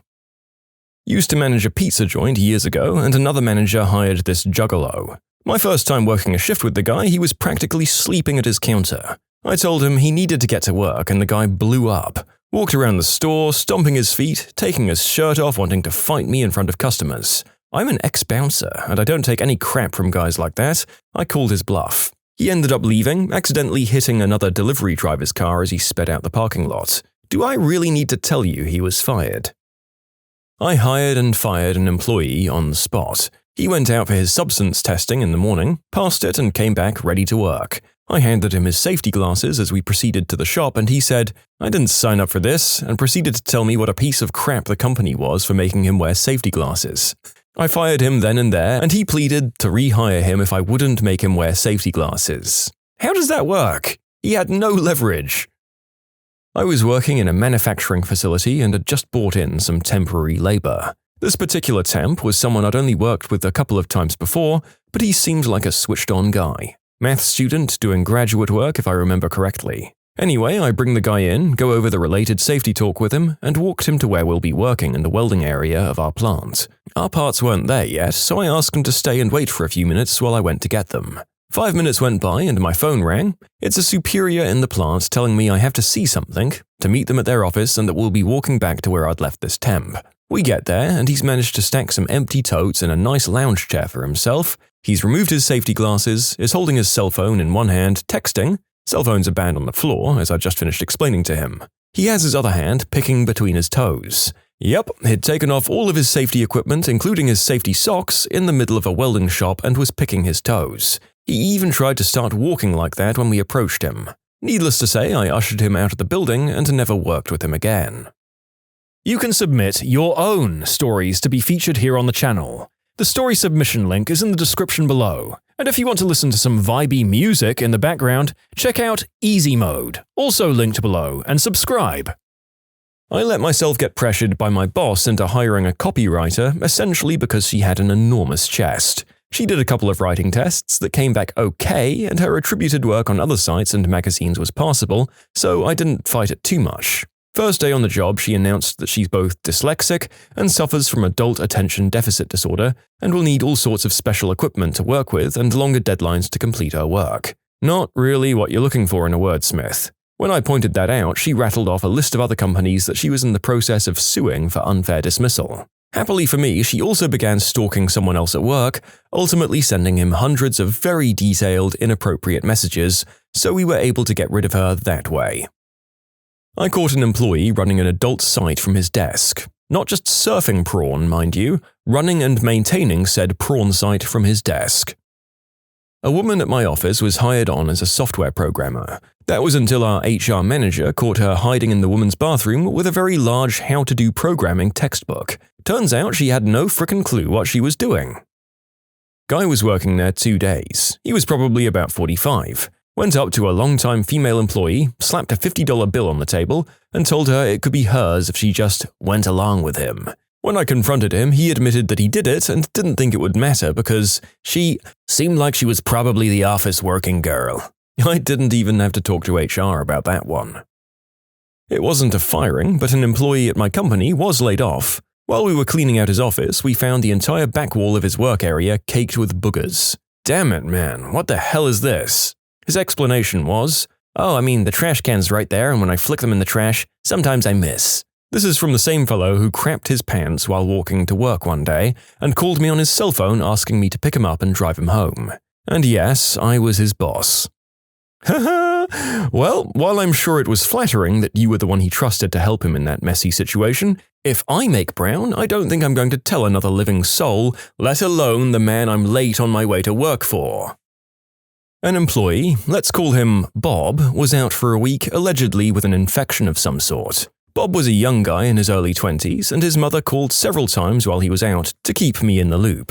One day, Bob unexpectedly returned to work about 3 hours past the start of his normal shift. He tells me he's feeling better and wants to go back to work. He looks awful, and I try to convince him to go home, but he insists on working, so I walk with him back to his cubicle and ask him if he needs anything. He asks for a glass of orange juice, and I happily run to the break room to get it for him.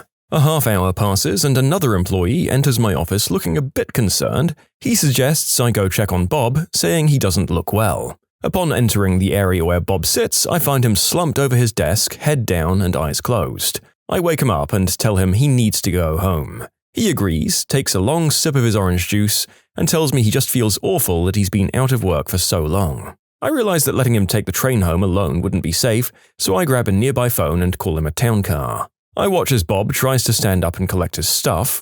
He can barely hold himself up, so I offer to help him down to the car. With Bob leaning on my shoulder, we began to leave when I realized his backpack was still sitting under his desk. I suggest he hold onto the cubicle wall while I grab the backpack, and about 2 seconds after I walk away, he stumbles, falls, and slams his head hard on the corner of the cubicle. In a frantic moment, I grab his backpack and rush back to help him up. As I'm investigating the massive red mark on Bob's forehead, which soon turned into a very impressive swollen mess, an empty bottle of vodka falls out of his backpack. Bob isn't sick. Bob is wasted, and I'd given him the mixer for his screwdriver. Trying to stay calm and get Bob out of the building without the whole office knowing he's drunk, I helped Bob down the hall to the elevator and we rode together to the lobby. His car was waiting for him at the curb, and I ask a security guard to help me get him to the car, since I can barely hold him up myself. Bob takes the seat behind the driver and immediately starts pulling on the driver's seatbelt and spitting on the seat next to him. The driver quickly gets out and tells me he won't be taking Bob anywhere. I open Bob's door and try to help him out of the car, just to be greeted with, "Don't frickin' touch me, you gay slur. I'll kill you if you touch me."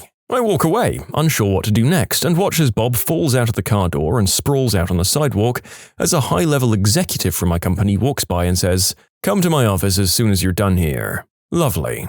I hail a cab, but the driver takes one look at Bob and peels away. I can't really blame him. I see a police officer across the street and I run over, asking for advice. The officer suggests I call 911, so I do so. The cavalry arrives, ambulance, police cars, fire truck included. Bob is angry, screaming at the cops and EMTs while they strap him to a gurney and secure him in the back of the ambulance. They tell me what hospital he's going to and take him away.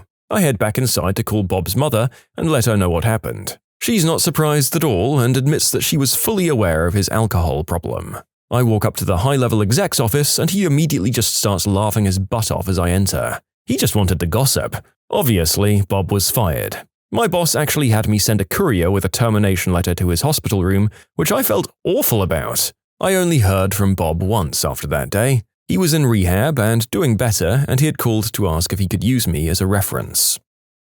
I was working as a duty manager at an arcade to which I'd been transferred to help get it into shape with the new manager that they'd sent there. I'd started at another site as an attendant and got made supervisor within a few months. This new place previously had one supervisor who didn't give a crap and 8 lazy attendants and one really over-the-top hard-working lass. A lot of the machines were down on cash, and I was told by my boss to find out who was stealing and simply get rid of them. So one by one, I started fixing the machines so the meters read correctly, and so that only I or my boss could get into them. The machines start to register what they're taking, and everything seems to be going well. I walk into the office in the back of the arcade to hear guys complaining in the tea room about how hard it is to steal from the machines now. One or two of them make suggestions on how to get round the new locks and the working meters, and another one makes jokes about giving the new boss a kicking, which actually progresses into a conversation about how they'd do so. It went on for about 10 minutes with me making a fair few mental notes. As they obviously weren't going to do their jobs and were just mooching, I decided to ask them about it.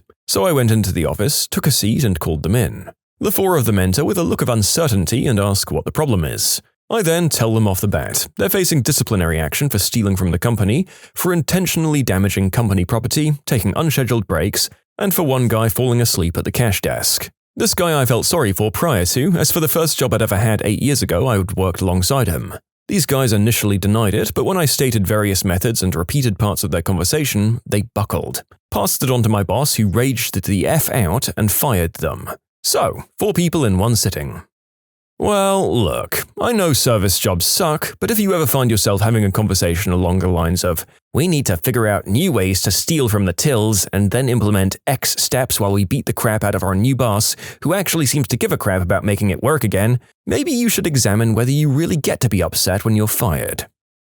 I once worked as a general manager of a construction company. I had a tile installer that worked for me for a couple of years. Near the end, he had developed a bad drinking and substance problem. He once asked for extra money from a client because he said that I didn't pay him. That wasn't true. The client told me, so I told the troublesome employee I was going to have to remove him from the job site. He stole $400 in cash and possibly a watch, they weren't sure, from one of the client's purses before he left, so I had to cut a check to her and apologize. We were nearly done there, so she let us finish the last few trimmings and shower door installation. It had been a big 3-month-long remodel, and there hadn't been a hint of an issue with any of the other roughly 20 guys I'd sent to her house.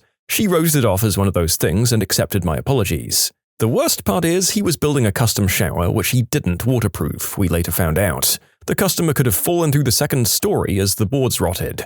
Luckily, she called us because a tile was coming loose. I came out and just about had a heart attack when I saw nothing but tar paper under the tile. Under all the tiles. I began pulling them off with ease, one by one, and I was so mad that I tried to set up a meeting with the guy. His phone was disconnected. We had to redo an $18,000 Moroccan-style showroom at our own cost. If I could find that guy to this day, 5 years later, I would beat him senseless. Oh, mine was a fun one. Older guy, hired him for a customer service position in a call center via a temp agency. Well, after 2 weeks, he calls me to tell me he's had a heart attack and is going to be out for a while. Seeing as how he works for a temp agency and not directly for us, my response was, okay, just let the agency know and let me know when you can come back. The guy would call me about once a week just to let me know he was alive. After about 6 weeks, I happened to be looking at a report of payouts from the temp agency, and I see this guy's name on there claiming 40 hours.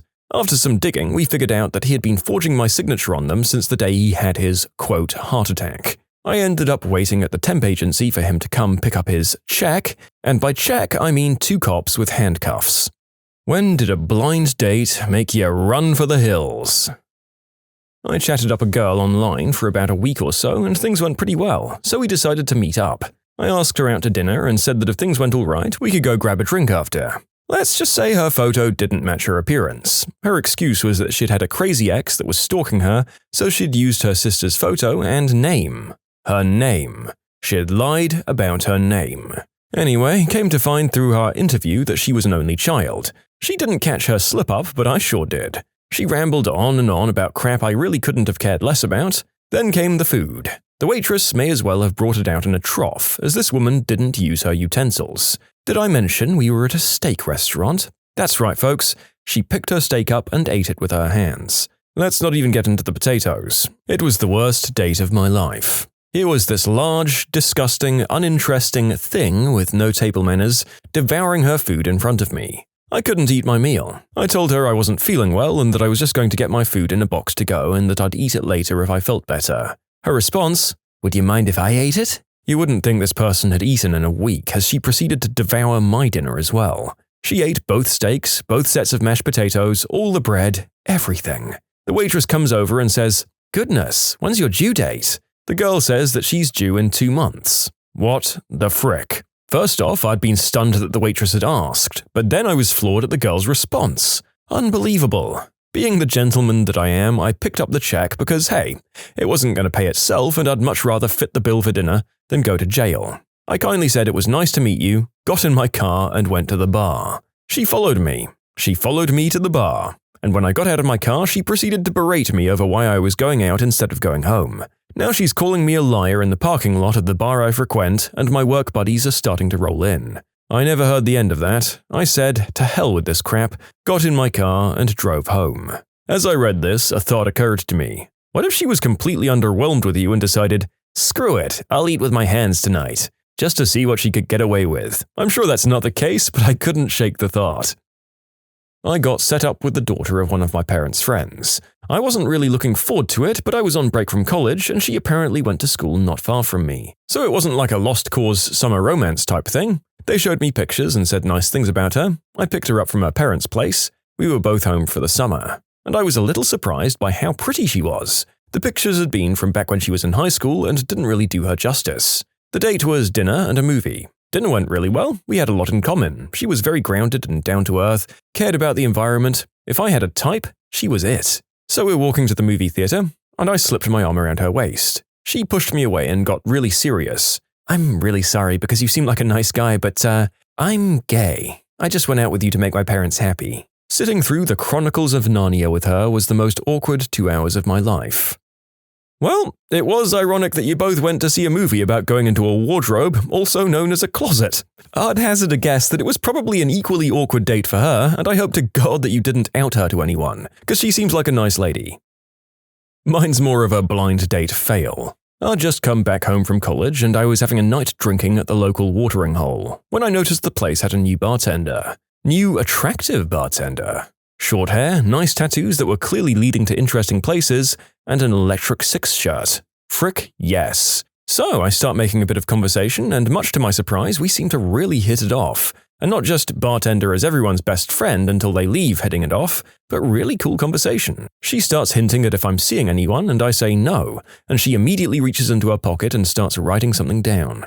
On the top is the number of the apartment, and these are directions. We're having a party on Wednesday night, and you should come. True enough, a phone number and directions. What would you think? So Wednesday comes and I'm dressed up and ready to impress. I head over to her place, knock on the door, and there she is, looking $1,000,000. She smiles and hugs me, grabs me by the hand, and drags me through the party until she gets to this big dude. Jonas, this is my roommate Jeff. Jeff, this is Jonas. I do the whole pleasantry thing, but when I turn around, she's gone. I mean like poof, gone. Like Batman. Not knowing anyone else, I just keep on talking to Jeff. Seems like a good guy. Suddenly, he stops me mid-sentence and says, "You're not gay, are you?" "No? You should really tell Liz that." She'd apparently set up the entire party as an excuse to hook me up with her roommate. I'd been on a blind date with a guy and didn't even know. I once went on a date with a girl and this is how the conversation went. She asked, "So, what's your favorite book?" Tough, but when I was little I loved Jurassic Park. "Oh, Jurassic Park?" "The book or the movie? Everyone loves Jurassic Park." Then she follows up with, "I don't believe in dinosaurs." "You don't believe in fossils?" "I don't want to get into it, but I think fossils are bullcrap." I ended that conversation there and held on to the night until later when she told me, "I don't believe in outer space," and my head fricking exploded. I wasn't feeling great but decided to meet anyway. We met at a Belgian beer bar. She was gorgeous, fun, and totally into me. I felt a gas pain, so I leaned forward slightly to quietly relieve the pressure. I completely and explosively crapped my pants. The odor was immediate. I excused myself to the bathroom, but the damage was done. I walked out of the bathroom, muddy-panted, out of the bar, and boarded the train for home. The date, however, was nothing compared to the horror of the following 3 weeks recovering from E. coli. I was set up by a friend when I was 16. He took me to the movies at the mall and awkwardly tried to make out. Then we sat in the food court and he asked my honest opinion of him, which I mumbled something typical like, "Oh, you seem nice." And without invitation, he then delved into what he thought of me, which was attractive, but that I could be really hot if I lost 5 to 10 pounds. Then he left me for a bit, which was weird, and returned with a lovely gift. A creepy puppet. I've only been on one blind date a few years ago. It was with the investment banker's son of one of my mother's friends. One of her attempts at finding me a respectable boy from a good family. So that night, he calls to ask if I could pick him up instead since his car is broken down. I thought, no problem, and asked where he lived. The guy was staying at a buddy's place an hour from my house. Eek. But still, no problem, I thought. So I got dressed in my cutest little black dress and heels to channel the grace of Audrey Hepburn, and gosh darn it, I think I did pretty well. I pick up the guy and he's not all that bad either. A little on the short side, but he has a cute face and seems fit. So we get to the restaurant and order. He gets a few drinks into him and we have a conversation about jobs and stuff, but then it arrived at who we admired. His answer? Patrick Bateman from American Psycho. Just, without the killing and stuff. He said he admired the character and aspired to live that kind of life, without the killing, of course. Ding ding ding, the alarm bells were going off in my head already. So trying to change the subject, I asked about the frat that he was in. We both went to the same university, and mentioned that I knew some of the guys. He then proceeded to tell me that, yeah, all of his friends were just vehicles for him to get ahead in life, and that he didn't really like any of them. Oh boy. Then came the check. He had forgotten his wallet. So I paid. Just awesome. By now, I was looking for this night to be done, but no, things had to get more fun. On the way back to the garage, we passed by an alley and he leans in and whispers into my ear, "You're frickin' hot, and I want to frick you behind that pile of garbage." And then he licks my ear. Do not want. I tell him the night's over, gave him some money and said that he could take public transport home. I then called my friends and went out to a bar to drink the experience away. Needless to say, I was jumpy for a few days, expecting an axe to come out from a corner at any moment. So that's our second story about people's parents hooking them up with other people's single kids that they know, which is so far out of whack in my world. And look at what happens in both of these stories. I'm sure there are more positive results, to be honest, but this man by himself represents a serious cautionary tale about why not to go on this sort of date. Okay, I really can't resist typing up this story. 3 or 4 months ago, I was talking to a girl on OkCupid. Things were going pretty well, and we decided to get together. I was on a budget because I was saving to move out of the country, so I suggested a local Thai place, which had a 25-cent beer with an entree, figuring the food was pretty decent and the cheap beer wouldn't hurt. I offered to pick her up, but she declined, which is completely respectable. The night of the date, I was running about 5 minutes late and feeling a little rushed when I get a call from her. Even though I gave her an exact address in an easy-to-find place in town, she's having trouble getting there. She ends up calling me back 6 or 7 times in the next 45 minutes as she tries to find her way. There was no advice I could give that was helping this girl. By this point, I've already been there for more than 30 minutes and I was about 3/4 of the way through my first beer. Red flags about how incompetent she must be are going up all over the place, but I'm already on the ride, right? The final time she calls me, she says, "Hey, is there a parking lot?" To which I reply, "No, it's all street parking, but there were a lot of open spots when I parked." She then replies, "I don't know how to parallel park." Mind you, this is a city, parallel parking is a way of life. I'm pretty dumbfounded that she doesn't possess this skill already. This is already a nightmare in my mind, and as I sit there pondering how to solve it, she asked if I would mind coming out there to park her car. I agree and start walking out, being a bit embarrassed at having to explain that I'll be right back to the hostess. I walk outside and a few minutes later she pulls up. First of all, this girl was not as advertised. I got MySpace angled hard. I'm not someone who needs the perfect girl, but I'm telling you, this was out of control. I climb into the driver's seat and the first thing I say is how weird it is. I haven't driven anything but a manual in 3 years, and her automatic feels very strange. I slowly accelerate and head down the block, about 3/4 of the way down, where I see an open spot. I let off the gas and instinctively go to push in the clutch. Instead, I stomp on the brake hard. This girl had quite a lot of mass and wasn't wearing a seatbelt. Any physics student knows what happened next. Her head flies forward and nails the dashboard. I start apologizing like crazy and luckily she wasn't hurt. We spent the next hour having a really awkward dinner and then parted ways. No, we didn't call each other. In short, girl asked me to park her car, it's an automatic and I drive a manual. I hit brake instead of clutch, slamming her head into the dashboard. You can submit your own stories to be featured here on the channel. The story submission link is in the description below. And if you want to listen to some vibey music in the background, check out easymode, also linked below, and subscribe. Oh, my story's also from OkCupid. We'd talked a few times. The photos were small and blurry, but I got the basic idea, at least enough to set up a date since she lived about 10 blocks away. She was 24 at the time and I was 28. We meet at a bar and I can tell you that she had been more than a little deceptive with her pictures. I already kind of knew nothing was going to come of it, but had nothing else to do that night, so I figured I could have some drinks and hit the sack before midnight. Almost as soon as we meet, she suggested that we start taking shots of whiskey. This girl could drink. Over the course of a couple of hours, she'd probably had half a dozen shots and several mixed drinks. During the process, she liked to discuss how much she loved giving down-under kisses and how much she got around with the people she knew. I guess she had self-esteem issues, I don't know. I was plastered, like blind drunk by the time we were ready to leave.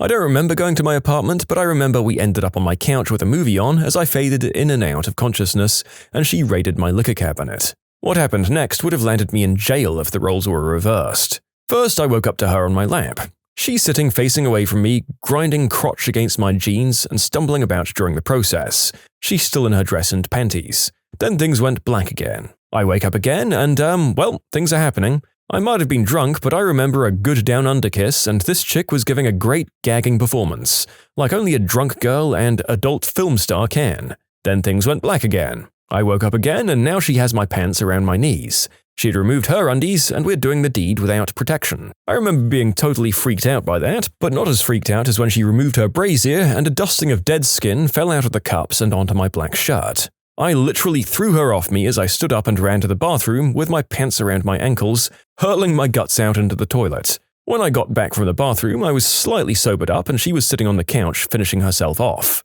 She asked if we could finish together, and I said no, but she could finish me if she wanted to. I honestly don't remember if I arrived at the destination or not, because I passed out again. When I woke up the next morning, she was gone, and I never replied to another one of her text or OkCupid messages again. Good gravy. That's 2 thumbs down for OkCupid then. And the narrator says this honestly without any idea of whether that's a service anyone uses anymore. Not sure if it took off outside the US. Then again, the narrator used Plenty of Fish for years because for a while that was the only service that worked on his Windows phone, so I can't even joke about obsolete services. On to the next great disaster. I was set up with a friend of a roommate's girlfriend. Let's call the date Lisa, and let's call the roomie's girlfriend Karen.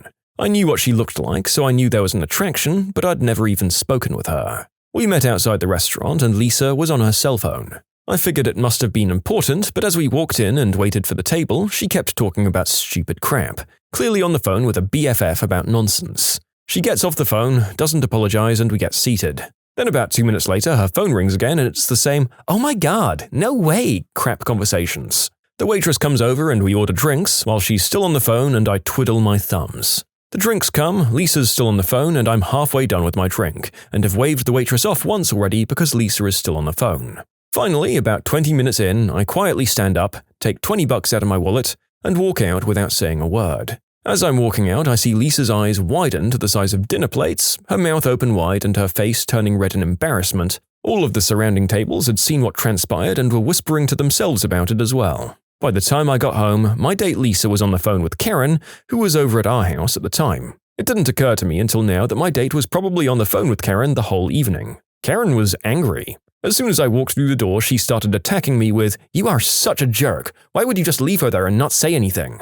I looked her dead in the eyes and calmly replied, "I didn't want to interrupt such an important phone call," and then walked into my room and went to bed. As I was leaving the living room, I noticed the same expression on Karen's face that Lisa had when I left the restaurant. As a side note, fast forward about 6 months and Lisa and I wound up being F-buddies for a while, so I guess everyone won in the end. I met a couple through a mutual friend and we hung out a bit one night, having a decent time. I spent a couple of days afterwards texting back and forth with the wife of the couple thinking, hey, new friend. She eventually starts talking up this friend of hers, Gary, and it's clear she wants to set us up on a date. Okay, I think. I'm newly single again after 5 years of bad relationship. We'll see how this goes. She describes him as a football player build. Not being a sports person, it doesn't occur to me that I should have asked her to clarify. Would he be a quarterback or lineman, for instance? Anyhow, I meet Gary for coffee downtown. Suffice it to say, he's a substantial man. But I think, hey, I'm not perfect either. I'll give him a shot. We have an okay time over coffee, talking about regular random small talk topics. He walks me back to my place, but the night is still young and he suggests hanging out and watching some Futurama. So I invite him upstairs. As soon as we're sitting down, he starts talking about his ex and all the drama that she brought into his life, and it slowly comes to light that they may not actually be broken up. He's just seeing what else is out there. At this point, I'm more than over the date and I'm ready for him to get out of my apartment. So I go to the restroom and plan on feigning illness upon my return. Turns out he gave me an even better excuse to give him the heave-ho. I return from the bathroom only to find him on my couch, cranking his equipment furiously. I freak out, ask him what he's doing, and he says, "What does it look like?" and makes a motion for me to come join him. I was kind of at a loss at this point, and I think all I did was say something about how he needs to leave. He removes his hand from inside of his pants. Did I mention he was wearing sweatpants? Ugh. He shrugs and exits. I never heard from him or the woman who introduced us again. I went on a blind date 2 years ago with a guy one of my good friends set me up with. He'd just started university at USC and was majoring in political science. I thought he sounded pretty smart from what my friend told me and agreed. We met at Laguna Beach, had dinner at the Greeters restaurant, which is this cute little place that doesn't have the best decor but has good food with large portions. It wasn't until he started mentioning that he was a die-hard Republican and didn't support gay marriage and terminations and IVF babies. I'm an IVF baby, and it's a sore subject because my mum tried so hard to have a baby with my dad, and it wasn't until she tried IVF that she had me. Stupidly, I asked him what did he have against IVF babies. He immediately spews on and on that IVF babies are nothing more than objects of status to their parents and that it violates the rights of the child, depriving the child of their true relationship with their parents and can hinder the maturing of their personalities. By this point, I'm done with him and just nodded along to whatever he said. After he paid the check, he drove me home and walked me to the front door. I unlocked it and then turned around to say goodnight when he leaned in with his tongue already out. I didn't know what to do, so I tilted my head so that he had hit my cheek. Icky feeling of tongue licking my face. When I went inside, he looked at me shocked and asked if I was going to invite him in. When I told him no, he got mad and said that I paid for your fricking dinner. By then, I just wanted to drink a bottle of wine by myself, so I took $10 out of my wallet, threw it in his face, and closed the door. Worst blind date ever. Wow. Well, I bet that you were pretty okay with being single for at least a while after that one. Silver linings abound in this video. And regardless of the rest of his garbage personality, my dude, leaning in with the tongue already out is objectively horrifying even if your date was into you up until that point. Ugh. So I was going to school in New Jersey. The school that I was attending had about a 15-to-1 guy-to-girl ratio, so you can imagine how much fun those parties were. Getting pretty desperate for female attention, I turned my sights to a couple of online dating services. After a few weeks, I set my sights on one girl that I'd talked to a few times through the website. We decided to get together after quite a bit of flirting. I should mention that at this point I was aware from the beginning that she had 3 kids. Obviously, I took caution to this, but I figured that since I wasn't long for New Jersey, just to take this as a sign that she was active in the bedroom. I should also mention that the town I was living in New Jersey was a heck hole that didn't house a single attractive or even moderately attractive woman within a 30-mile radius. So I drove about 30 minutes to this bar in her hometown the next Friday to meet her. I run into her almost immediately and assess the situation. She's got a cute face and a nice chest. She has a few extra pounds on her, but not to the point where I'd call her overweight. We have quite a few drinks while chilling, we play shuffleboard, talking to her ex-lesbian lover, that's another story maybe, and we decide to leave the bar a few hours later. She suggests going back to the apartment, which I assume is hers, more to come on that. Before we do though, she grabs a 12-pack of Michelob Ultra, from the bar's cooler and tells me to walk. Like this is a normal thing in this hellhole that is Bloomington, New Jersey. We get to the apartment and start drinking the beer. Conversation dies down pretty quick, so I just throw it out there, being that I'm drunk. You wanna get busy? Not the classiest moment of my life, but it worked, so I'm not embarrassed about that. She takes me by the hand and we go to the bedroom. She takes off her pants, I take off mine, and we start going at it. A few minutes later, we hear the front door open. Immediately, she tells me to stop and pretend that I'm sleeping. I'm all, what the frick? The door to the room open and the lights turn on. All I can hear is, oh, what the frick? I peek over my shoulder and see a girl and a very large guy standing in the doorway looking shocked. The guy is freaking out and the girl is trying to calm him down, telling him it's okay. I'm dead. I know it. This is how my life is going to end. The only thing that saves me is when he takes the girl and throws her to the ground. This makes her more angry than I've ever seen another person get angry, and he immediately starts apologizing to her as they leave the room. I jump out of bed, throw my pants back on, and sprint out the door. I later find out that it was her sister's place and room and that said sister was living with her boyfriend. A boyfriend who could have very well played linebacker for the Dallas Cowboys. Scariest moment of my life and worst blind date experience. Which job always hires the biggest morons? So I work in an adult film store. Some of my coworkers who've been there forever are real smart cookies, but a majority of applicants are dumb as frick. When I first walked in and asked for an application, I was handed a sheet of paper and told to read it before I could have an application. It said that you shouldn't apply if you're prone to oversleeping, frequently get flat tires, don't have steady childcare, and a bunch of other common sense things that apply to pretty much any job.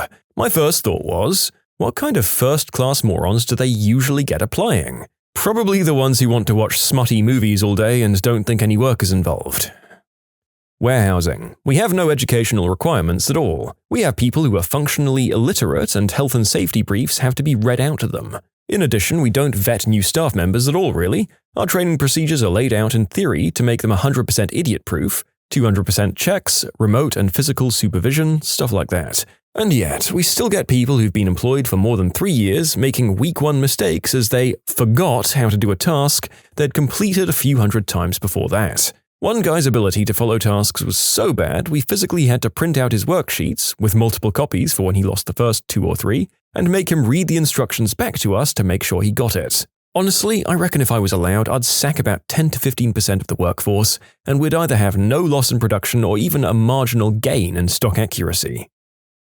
Guitar Center salesman. You need 5 of them and 2 managers to buy a kazoo. My business partner went to a guitar center. He was looking around and they had a Marshall amp without a price tag. He asks how much and they go, "Well, it's busted, mister. We were going to send it back." And he's like, "Seriously, I'm an engineer. I might be able to fix it. How much?"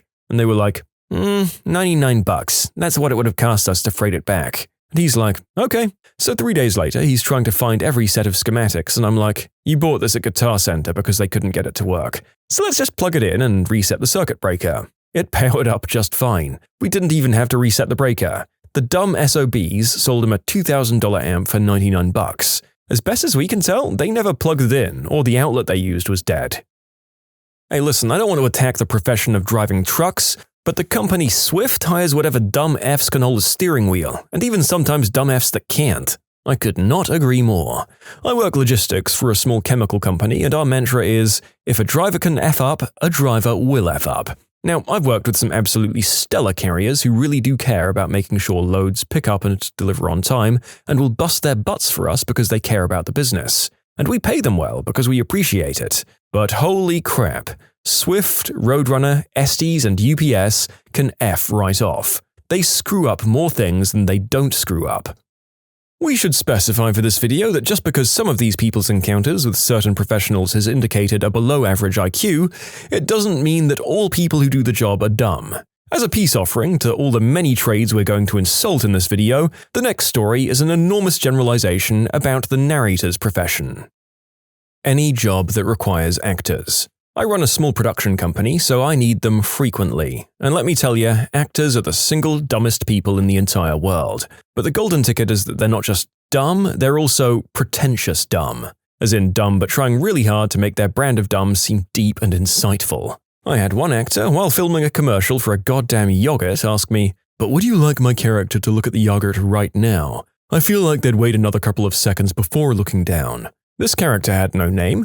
Literally the only thing they did was look at the yogurt. The actor was trying to impress me with her try-hard approach. Spoiler, it doesn't work. One time I was filming a PDF software commercial, and I told the actor that I'd be filming it in a high frame rate so that I could slow it down. He didn't really get it, so I just said, "It's a slow-motion shot. You don't need to worry about it, just go at regular speed." I had to explain this repeatedly over 5 takes that the camera was making it slow motion and that he didn't have to.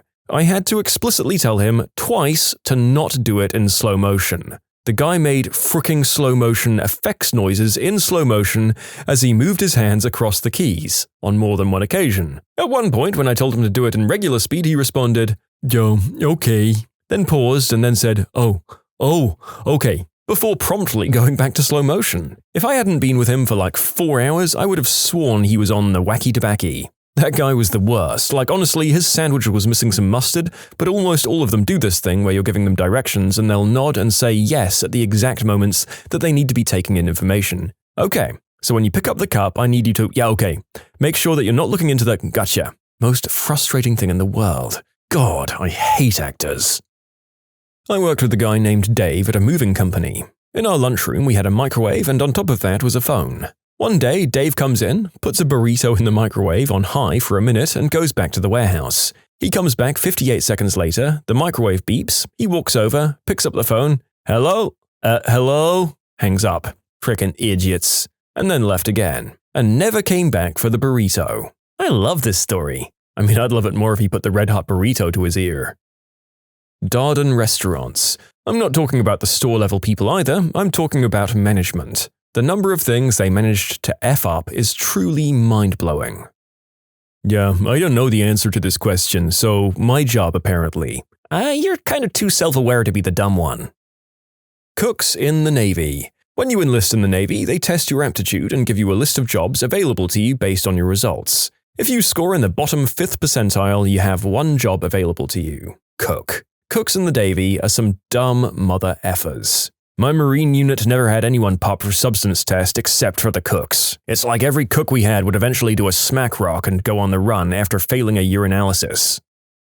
Not really a profession, but people who work in sports shops. Anyone who's been to Sports Direct will know what I mean. It's because it's really easy to get a job at Sports Direct and they throw you out into the shop floor with no training. My source? I worked there for 4 years. I was on the shop floor within seconds of my first ever shift, helping customers with no knowledge of any stock or where any of it was. I didn't even know when my break was or where the staff room was, and I ended up being chased down the road by security on my way out because I wasn't told they'd check your bag on the way out. Have a lot of experience in retail, so it's not like I wasn't prepared for the job, but that whole company just sucks.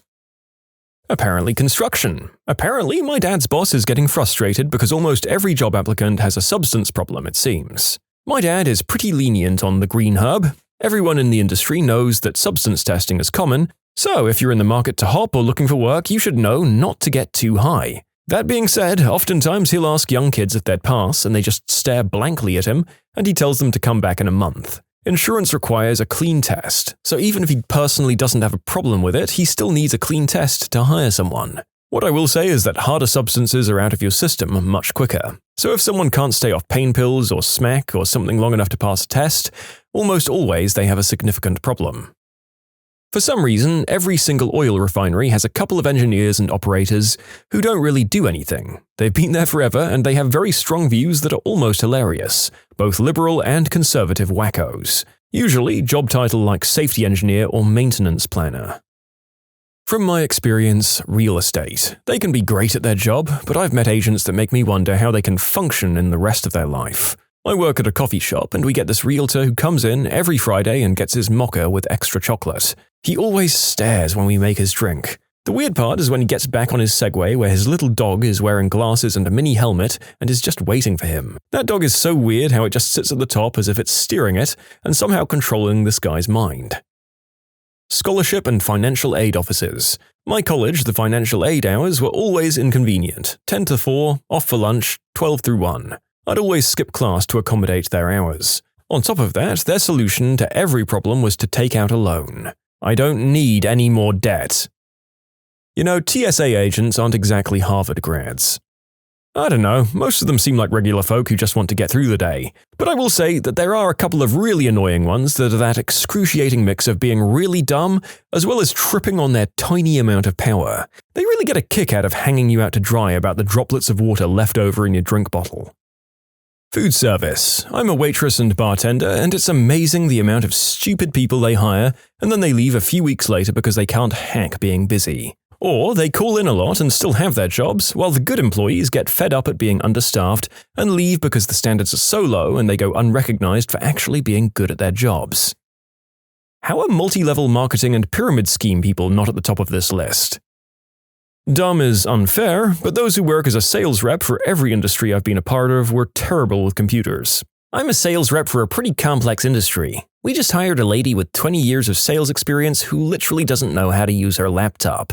It's a frickin' nightmare. My first desktop support role, a lady called me because all of her desktop icons were gone, when the reality was her battery was dead and the laptop wouldn't even turn on. That was when I learned you can't trust people to explain a problem to you.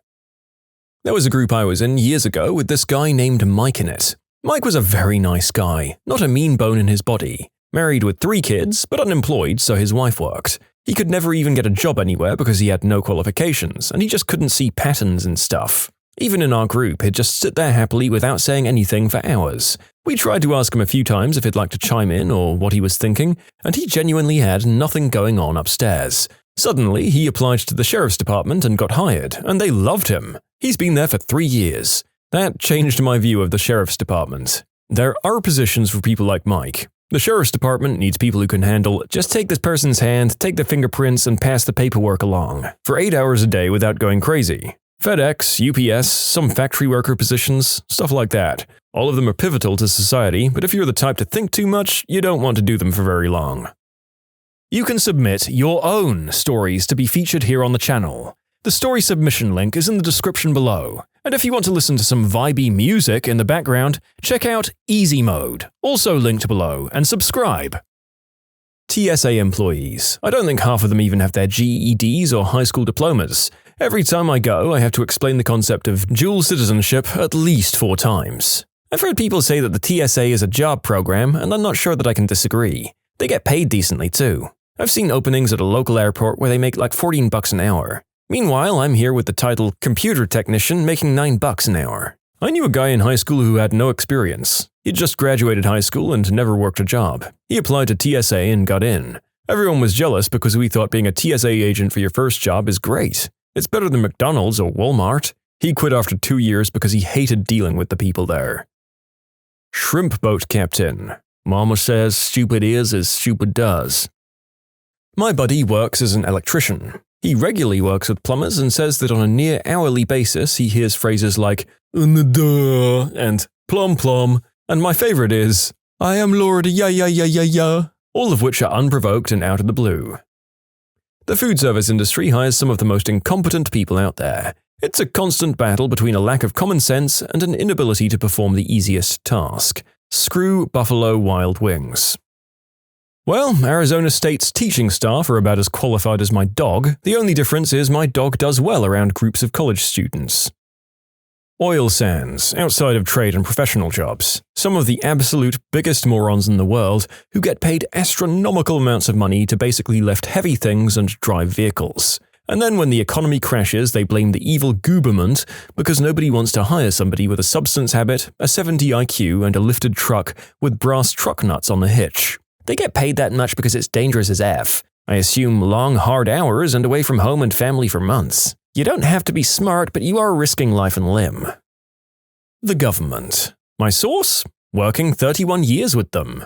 Yup, I'm a skilled and motivated government worker, and I often feel like I'm replaying my last job on easy mode with all of the weapons and upgrades. You should see my superior's eyes light up when I complete a task on the same day that they asked me to do it. Coal mines, around here at least. They're the repository of people too dumb for oil and gas, and too unreliable for the forest industry. Also, it's because if you have any talent at all, you'd be moving away from the coal areas. Telemarketers. If you ask them specific questions about the product they're trying to sell and specifics about the warranty, they often have no idea how to respond accurately and professionally. I crap you not, the US military. Panera bread. The last time I went to Panera, they gave me a baguette that wouldn't break open. It was that hard. I showed it to the cashier and asked for another that wasn't stale, and she got a giant bread knife, sliced it in half with great difficulty, and said it was fine. Okay, thanks so much. They have never once spelled my name right. My name is Tim. Defense against the dark arts teacher at Hogwarts. The DMV. I guess they might just be the meanest people. Most mindless bureaucratic jobs tend to breed angry, unhappy people, especially those that deal with the general public. While you and I might be completely decent human beings, the general public is filled with miscreants that are best dealt with defensively so as to not expose the throat. Middle management at nearly every major company. These are people that typically have failed upwards. They are not decision makers and they weren't irreplaceable enough in their previous role. They have enough power to interfere with daily operations without the foresight to understand the impact of their power trip. As I think I've recommended before on the channel, watch the movie Office Space for an accurate documentary on middle management. You will never look at your boss the same way. I don't mean this because you'll either realize they have no idea what they're doing, or that they are in fact one of the 10% in the world who actually contribute. So who else is here looking at these trying to find a job that they can do? HR. Stop watching this, Toby. You are a waste of space and you should give up. The adult film industry. I've started a dozen over 10 years ago, and it doesn't matter if you were male or female or smart or stupid, they hired you if you had the right assets or body part length. Ever wonder why some plots in those films sounded so obviously scripted? Most people hardly knew how to even read. I'm going to argue that cashier, food service, except chefs, and janitor aren't professions in the spirit of the question, but Coast Guard. The janitors in our building are actually pretty average. Never met one that made me go, holy crap, this guy is full-blown stupid. Most of them don't like extra work though, and I get that. However, they are good at their jobs, and I remember their names just because they're way more fun to shoot the crap with than most of the other employees. Hell, if they'd pay me the same to work with them instead, I totally would. The oldest guy, who's the manager, so to speak, has put together some ingenious crap to fix things that would have taken weeks to have a contractor come in and fix. Best part is that he just dismantles his quick fix a day before the contractor comes in, and they've never said anything. Time Warner's customer service reps. I swear they are borderline mentally inhibited and illiterate to boot. This is just the US-based reps, not even the other ones. A lot of them have this monotone, flat effect that leads me to believe there's just not much going on upstairs. I had an awful experience getting cable transferred, and their stupid reps made it 10 times worse by not even understanding or acknowledging my problem. No, turning my box off and on again won't solve my frickin' problem when the text showed up 3 times and said I had no signal going to my unit. I had a rep schedule an appointment at a certain time and informed her I already took off work 3 times and I got nowhere and it would have to be a different time. She gave me a 5 p.m. appointment, but later when I called to confirm, the automated system said it was the time I specifically told her I couldn't do because I can't keep taking it off work. I can guarantee that call center employees aren't just dumb, they just really, really hate their jobs. My source? Former call center employee. Rural area public schools. They'll hire anyone who went within 20 feet of a college if they're really that desperate for a teacher. If by dumb you mean uneducated, any work at a mill. I'm sitting in my lunchroom as I type this, and I've never heard more crude or aimless conversations in my life. I'm only here for a summer job and I've already lost too many brain cells. I work at a steel mill. Usually only the temps are dumber than a pile of doo-doo and they don't last long. I mean, I did hear a conversation about painting their wangs black so that they'd look bigger, which was met with the argument of black clothes making people look thinner so it would make them look smaller and… I really don't know. I said something about contouring and then my boss shut the door after saying, "Shut up, Deborah. My name is not Deborah. No one there is named Deborah and the closest name to Deborah is Dave."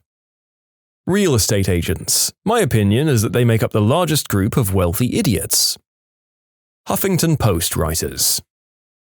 USPS. My mailman gets out of his truck to put notes on our cars parked on the street if he doesn't have an entire car length in front of the mailbox, even though he doesn't need that much space. Best part is, he says on the notes that it's dangerous for him to get out of his truck to deliver the mail. What?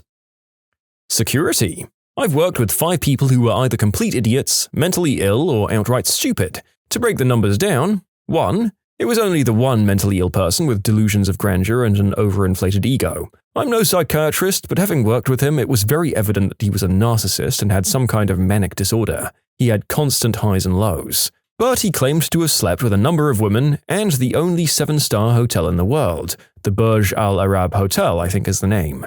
I didn't buy any of that for a second. He also used roids, used dating apps while at work, and slept on the job.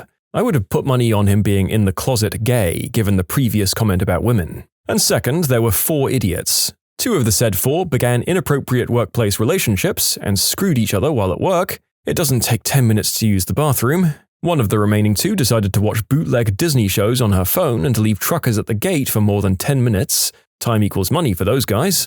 And the final one has the worst eating habits I've seen in my life. He slurps his drinks and doesn't bother wearing a belt. The other 2 are and were just incompetent. In short, security has idiots. Be forewarned.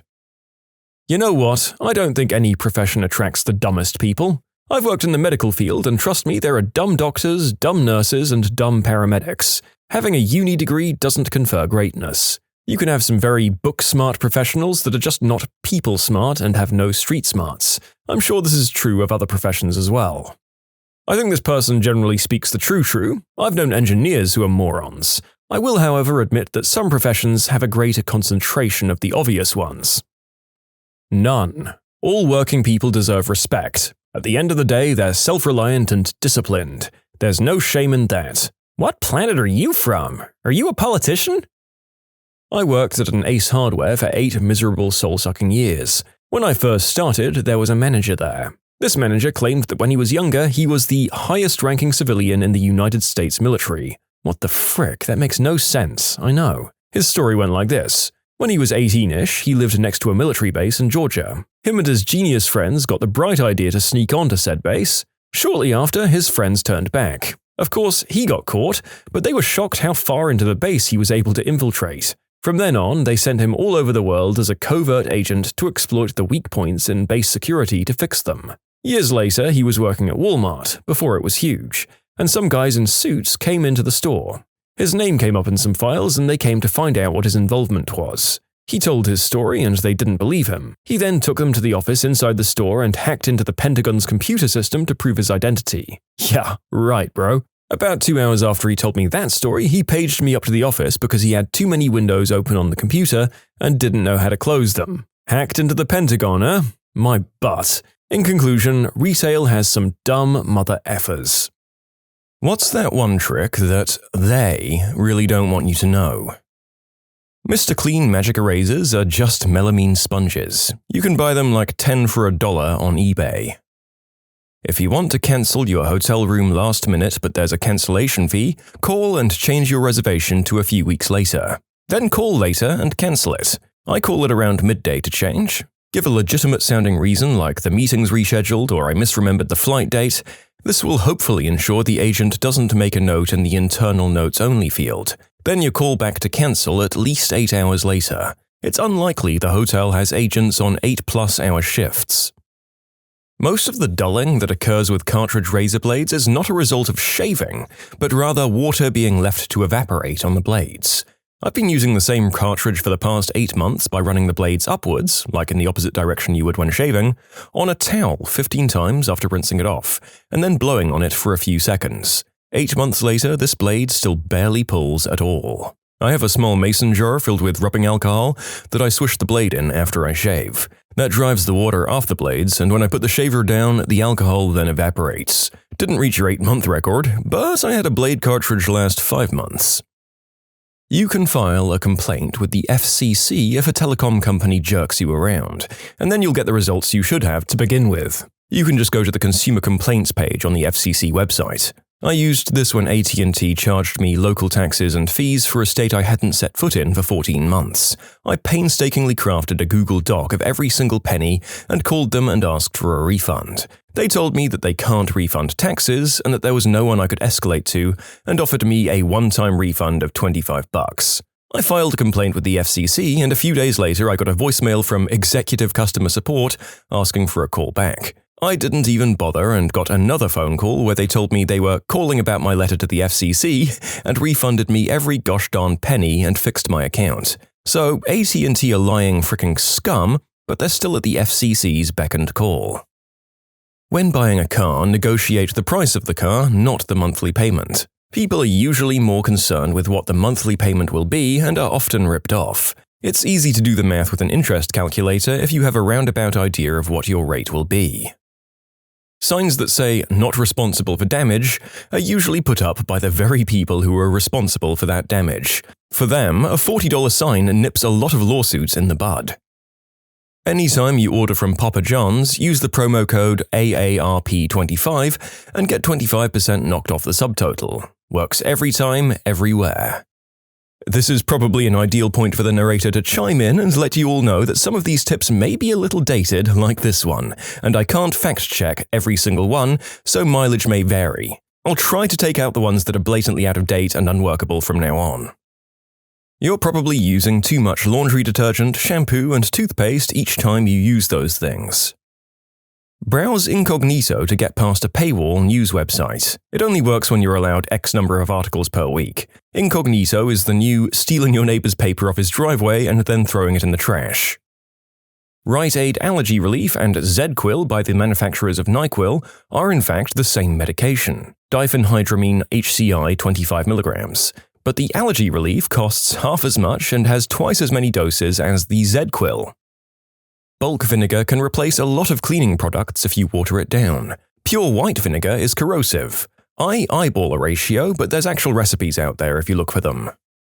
If you're going to make a purchase with an online retailer, it's often worth putting the items in your cart, then leaving the site for a little while because some sites will contact you with a special offer or discount code in an attempt to persuade you back into making what purchase you were going to make. It can save you a few bucks. It doesn't always work, but it's often worth attempting, especially with solely online retailers.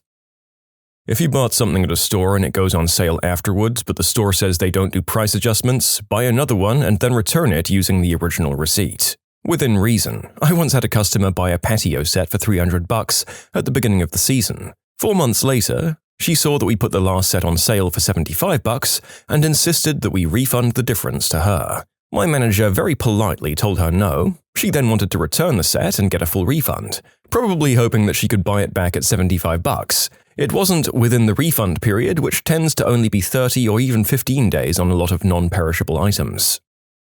Economy size is not always the best cost per weight or volume or use. You'll often find some stores that print the cost per weight or volume in different units for different sizes. Same size packages by weight or count might have a different number of servings, so check that as well. I once lost the ticket I'd received when parking my car at the airport. Upon leaving, I was told that without the ticket, they'd have to charge me for a full day, which was fine since I'd been parked there for a week. This was in Denver, and it was several years ago. I discovered this by accident, and I haven't attempted to do it on purpose since, and I have no idea if it would still work. It won't work everywhere. Most larger airports use cameras and number recognition software. My ad manager tried to pull the same thing, and they showed him a time-stamped pic of the car entering the garage. There are some items that are never really on sale. When I worked at a grocery store, the name brand sodas had a very high regular price, then there'd always be a sale on them. The sale might change at times, but the sale price would always be there. The sale price is what the company really meant to charge you anyway. After all, who wants a case of soda for $9 when they can buy it for $6 and save $3? I've heard that some department stores do this with clothes or other items. A $90 dress that is on sale for $55 was never going to cost $90. Here in the UK, this is regulated and businesses are only allowed to advertise a product as being on sale or marked down for a period less than it was sold at the full price. For example, if they sold a box of cereal at £2 for full price for 30 days, they could advertise it on sale at £1 but only for 29 days, at which point it wouldn't be allowed to be called on sale anymore. Most Chipotle staff don't care about you trying to rip them off. Yes, we all know that the bowl gives you more and you can get extra of whatever you want. If you're slightly more committed, you can get a free water and fill it with soda, even though they now have a sign on the machine explicitly warning against it. Chipotle does not give a single crap. They know you're doing it and it's been accounted for in the book somewhere. What they do know is that they let you think you're being sneaky, and you, particularly broke college kids, think that you're gaming the system and coming out ahead. Then you'll keep coming back again and again. Even with responsibly sourced ingredients, the biggest cost is labor, especially when greater than 50% of the meal is rice, beans, and tortilla. You could get a burrito the size of a baby and it wouldn't make a dent in the budget compared to what it costs to have 10 people cook and serve that stuff to you. At least in California, if you have a self-storage unit that you didn't pay and was sold at an auction, like on Storage Wars and similar shows, you can go to the storage facility after the auction, and if they sold the unit for more than you owed, you're legally entitled to that extra amount. Off-name and store brands are not always cheaper. They at least partially rely on the misconception that brand name goods are always more expensive to sell things at a higher price. Always check the actual price tag, even if the store brand is, quote, on sale. You're legally allowed to get a full refund for an airline ticket within 24 hours of purchase, in the US at least. I've done this before multiple times. In fact, I count on it when booking tickets online in case I change my mind in 24 hours but need to get this amazing deal now. I just figured this out the other day. I bought a ticket and the price went down the next day, so I got a full refund and bought the same ticket for $200 less. Pressing 0 loads of times during an automated phone robot will put you through to a human at customer services. It works for pretty much any company. It's been my experience that any automatic phone system with voice recognition software will immediately forward you to a human agent if you just start swearing into the phone. I've got to remember this one. Say your name and then press the pound key. Mother effer. Transferring you to a representative. The narrator would recommend that although you can swear all you like at the telephone robots, remember that being nice and patient with the operatives who follow is more likely to get you what you want, so be prepared to swing the mood. Instead of ordering Junior Cheeseburger Deluxe, order a Junior Cheeseburger and ask for all the toppings. Toppings are free at Wendy's, so save several cents. You don't have to do anything. Doing nothing is always an option. I learned that from my dad. Whenever I'd say, "Dad, you have to walk me to the movies," or something, he'd look and say, "Only thing I have to do is stay in the black and die." I didn't understand it at the time. I mean, he was a pasty white computer engineer. It makes perfect sense now, though. Lower your monthly mortgage payments by discontinuing your PMI, or private mortgage insurance.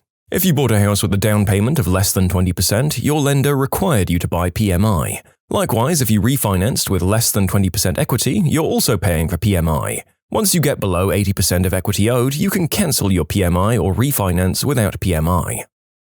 If you have ants that just won't go away, coming from a crack in the walls or persistently through your doors and windows, just mix it with a small blob of jelly with some borax, and then the worker ants will grab it and bring it back to feed their queen. It kills the whole colony in a day or two, and they don't investigate the rest of your house, since they're working overtime on the jelly. Buying a car. Always do negotiating via email or phone and bounce offers back and forth against competing dealers. It will always get you the best possible deal. Insurance agent here. Requote your insurance at least every 2 years, and if you get hurt in a car wreck, talk to your lawyer, not your insurance agent. You can submit your own stories to be featured here on the channel. The story submission link is in the description below. And if you want to listen to some vibey music in the background, check out easymode, also linked below, and subscribe. Real estate agents who deal with rental properties get away with blue murder because they work on the assumption that you don't know what your rights are or that you'll give them up too easily. Whatever country and state you live in, if you're renting your current residence, learn your rights and stick to them like glue.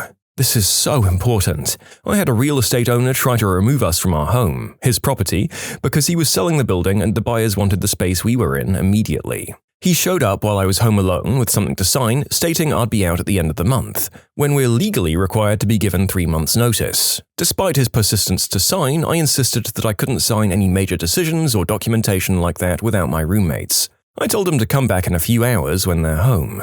They were only out for a few minutes, but I needed time. I looked up the law, printed off the Tenants Act, and ensured myself of what I could and couldn't do in this scenario. When he came back, I provided him a copy of the Tenants Act and told him that as a result of him being a reasonable landlord and us being decent human beings, we'll make every effort to find a home and be out by the end of the month. But if we can't find a home, we'll not be going homeless simply because he believes he can ignore the law. What followed was about an hour of him standing at our door, yelling at us, grasping for excuses to evict us, including accusing us of illegally subletting to a girlfriend who had been living with us since day one, while he claimed to have never met her before and subletting not being illegal. He was generally clamoring to find every excuse to have us removed from the building. We were young adults, roughly at the age of 20, and as a result he believed through our own ignorance and his intimidation tactics, he could do whatever he wanted. Eventually, I was sick of this and gave up the fight, got smug and told him one thing. Go home, read the law, and if you want to try and evict us, come back with a formal notice. If you do, you'll be dealing with us the correct way, in court and by the law. Until then, I have nothing to say to you. He left and never came back. I didn't see him again until we collected our damage deposit and gave him the key. Hilariously, we found a better and cheaper place about a week later before the end of the month, and he was more than willing to give us a stellar recommendation to get us out of his property ASAP. Especially as a young adult, people will consistently try and take advantage of your ignorance as you begin to learn about the law and the way the world works. Don't let them. The HR department at work is there to protect the company, not you. Be very wary of the information you disclose to them. It's not a trick exactly, but something that a fair amount of people don't know is that you don't legally have to stop for the receipt checkers at stores, unless you're at a club store, like Sam's Club, that might require you to stop or they revoke your membership. Chiropractors are not medical doctors. Some of them are great and are basically physical therapists. A large majority of them think that germ theory is a lie and that spinal adjustments can cure anything. People have even died after visits because the adjustment caused a tear in the wall of their arteries, leading to a stroke. You can contact the credit agencies yourself and lock your files so that any attempts to get new credit on your social security number requires you to unlock them. Ice in your drink at any place that doesn't offer refills is a total rip-off. Ask for half the normal amount or none at all. I tend to always get water and they still fill the glass with ice first. Yep, as much as I love a cold drink, I want more than 100 milliliters of drink in my 300 milliliter cup. And yes, that is not an American-sized restaurant drink, because honestly, you guys are all nuts over there. The juror's right to nullify. It's our right to refuse unjust laws. There was a lot of press around Denver recently for people informing others that jury nullification existed. Arrests were made and charges were later dropped, but it's definitely something the legal system doesn't want to be common knowledge. I believe this was employed quite a bit during Prohibition in the US, and people were found not guilty of the crime of bootlegging by a jury of their peers. It was also employed by awful bigots during the Jim Crow era to let other white racists off the hook for hate crimes, but can we please blame the jury selection process in those cases instead of jury nullification? You don't actually have to pay the asking price for entry into the Metropolitan Museum of Art in New York City. They make it seem like it's the price of admission, but it's really just a suggested donation. They make more money than they need to from wealthy donors. When you go to pay admission, just give them $1. Many stores have rules that prohibit employees from confronting someone they think to be a shoplifter. I've never shoplifted, but I had friends who took advantage of this. Don't do this, by the way. My friends eventually did get arrested. My store does this. As a cashier, I'm not allowed to confront a shoplifter, even if I have proof. I'm only allowed to call a manager and hope that asset security is on point. What I can do is point out the item innocuously if it's in sight. 10 times out of 10, the customer will either give it to me to scan and say it slipped their mind, or say they decided they don't want it. You can almost always get a better price for a hotel by going directly to that hotel's website. Expedia, Hotwire, and stuff are kind of pointless. Also, you can't get a refund from those sites and you will get the worst room available. I use them to search hotels in the area and then compare. Then I pull up the best hotel's website. If the second baseman comes back from a meeting with the pitcher smiling, don't take your foot off the base. Grocery stores. Everything in a grocery store is pre-designed to take as much money from you as possible. The bread and milk will be in locations where you have to walk through or around the entire store to get both. The more expensive brands are at eye level, and they pay for this privilege. Cereal box characters look down right at children, which connects at a psychological level to make them want more cereal. Checkout lines have candy bars at child reaching level intentionally. New floor designs are even consulting casinos to no longer have rows and be more maze-like to keep you in the store for longer. Flyers mailed to you with your name and address are tailored based on your points card buying patterns. Good smells are intentionally pumped in to make you hungry. The list goes on. Joke's on them when it comes to checkout candy. My 2-year-old son has stolen so many candy bars, even in the cart he can reach them. Then he tucks it into his pocket. Took me a while to figure out where the candy comes from, and now I watch him more when I'm checking out. But he still grabs a bag of M&Ms every once in a while. Jury nullification. They literally don't want you to know this, they have to try to screen for it. Your children's teachers don't want to tell you that they can only fail a certain percentage of their roster. So, your little snowflake who is as dumb as a post and disruptive and always getting into trouble is being kicked down the road to the next teacher to deal with every year until they get the final kick across the stage to graduate, so the school can have high graduation numbers. This makes the administrators look like they're competent, most of them aren't, and the teachers look like they're amazing, some of them still are. And the school will look like it's great so everyone can keep their job, get more cash next year, and do the same to the next class. My source? Well, I'm part of the system and part of the problem. Several careers are totally or nearly completely unregulated in their qualifications. You can just call yourself a psychic, a faith healer, a nutritionist, pastor, minister, medium, DJ, or personal trainer, and that's it. For some, you'll be found out almost immediately by another professional, but since there's no licensing or required professional certification, there isn't really anything they can do about it. For some, you can be proven a fraud repeatedly and never face any consequences, and might even solidify your clientele's loyalty with attempts by the man or Big Pharma or Obama or liberals, conservatives, reverse vampires or whatever to stop you. Speed limits. Many of them are arbitrarily set without an engineered speed study and are unenforceable as a result. This is very state-specific. If you get a ticket, print out your state's laws on setting speed limits. Many of them have a maximum speed for different types of roads, and then require an engineered speed study for lower posted limits. If the posted limit was set without an engineered speed study, it may be unenforceable and you can argue this in court. Essentially, the agency posting the sign might have broken the law, and you only broke their law because they broke a higher one first. Then you go to your local road agency governing that stretch of road, like the city, county, or state transportation department, and file a public records request for the engineered speed study on that road. They'll have to respond in writing if they don't have one. Chances are they won't have one. Take the law and their admission that they don't have one with you to court, and show the judge that the speed limit is unenforceable and that you were driving a reasonable and prudent speed regardless of what was arbitrarily posted. My source? I'm the engineer for the road department that would do said speed studies, and we don't do them because then we'd have to raise the speed limits and the politicians don't want us to.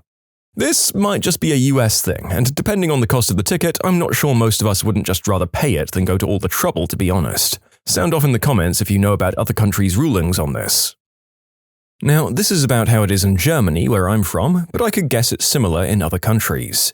Maybe some respective people can chime in. Shortly after high school, I had a short stint at a call center for a major German institute for political surveys and marketing research. Basically, we did cold calling and convinced people to answer some boring 20-minute questionnaires. At least we weren't selling crap. That would still ache my conscience until now. And about a third were political surveys, which people actually seemed to enjoy. Now, we had a one-day training course in which we were taught that, of course, we'd occasionally get people who were really mad. Like, "Oh, you frickin' call centers, I hate all of you. If you ever call me again, I'll come to your house and do bad stuff to you." In which case, we were instructed to calmly tell them, "Yes, sir, we'll put you on our own don't call list, but there are some other institutes that do this stuff and we have no control over what they do." Which most people somewhat grumbly accepted. Now, here's the kicker. There's actually a blacklist that's shared between all marketing institutes in Germany that makes sure that nobody ever calls you again. And how do you get on that magical list? You simply tell the guy, "If you ever call me again, I'll sue you." We had a special menu point in our software that roughly translates to total rejector, that we were instructed to only and only press when the call person threatens with legal action. If the employee presses that button, it would call a supervisor who'd then take over the phone with the customer and put them on that blacklist. It was hammered in that no matter how mad the other party got, what they would plead and curse with you or threaten you, that was not point 3 of total rejection, but menu point 2, normal rejection, which I guess would only put you on your employer's blacklist.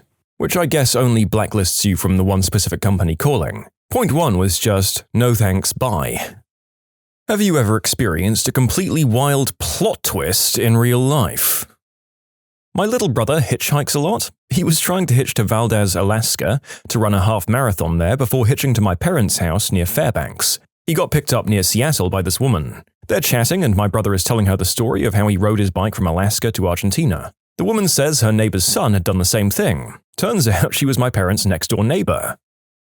I played EverQuest about 10 years ago and joined a guild. There was this dreamy high-elf cleric who was always playing at the same time as me. Who am I kidding? Everyone played all day on EverQuest. Anyways, we always played together, sometimes out killing things and sometimes just sitting around in the city talking.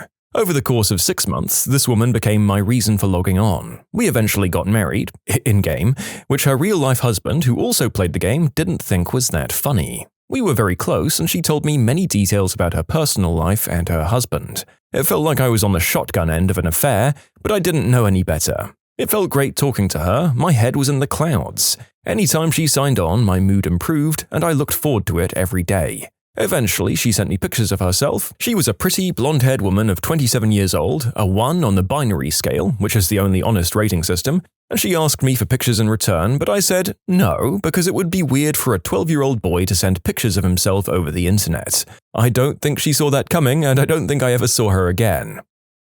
So when my grandmother died, we all found out that when she was 13 in Argentina, her older brother, which none of us knew existed, became psychotic and was hospitalized in a mental institution. Remember, this is 1930s Argentina. Over time, my grandma lost touch with her brother, what with moving overseas and so on. It was always her secret shame that she abandoned her brother. Her brother apparently later died while still hospitalized, alone. Fast forward 70 years. Grandma dies and my father goes to Argentina, we live in Israel by now, to meet with family and find and pay respects at said uncle's grave. He starts going from cemetery to cemetery, searching for this uncle, and he can't find him. Maybe he was cremated. So he starts going from mental hospital to mental hospital. Of course, we don't know where he was hospitalized, just searching through records. Sure enough, he picks up a 70-year-old trail and follows his uncle from hospital to hospital, some of which closed down decades ago. Finally, he reached modern times, and, plot twist, he finds his uncle alive and well, 96 years old, in a Buenos Aires mental hospital. Anyway, long story short, my dad took him out of said place, put him in a supported living environment, and got him off 90% of the meds they had him on. Thus emerged a relatively stable but still schizophrenic old man. The epilogue? Recently, he called my aunt and said, "Susan, did you know America has a black president now?" Oh boy. Well, that's funny. He's 96. He's mostly just going to vent his soft racism on his eye-rolling relatives. Also, there are 2 stories about Argentina in our first 3 stories, which isn't super weird, but it is improbable.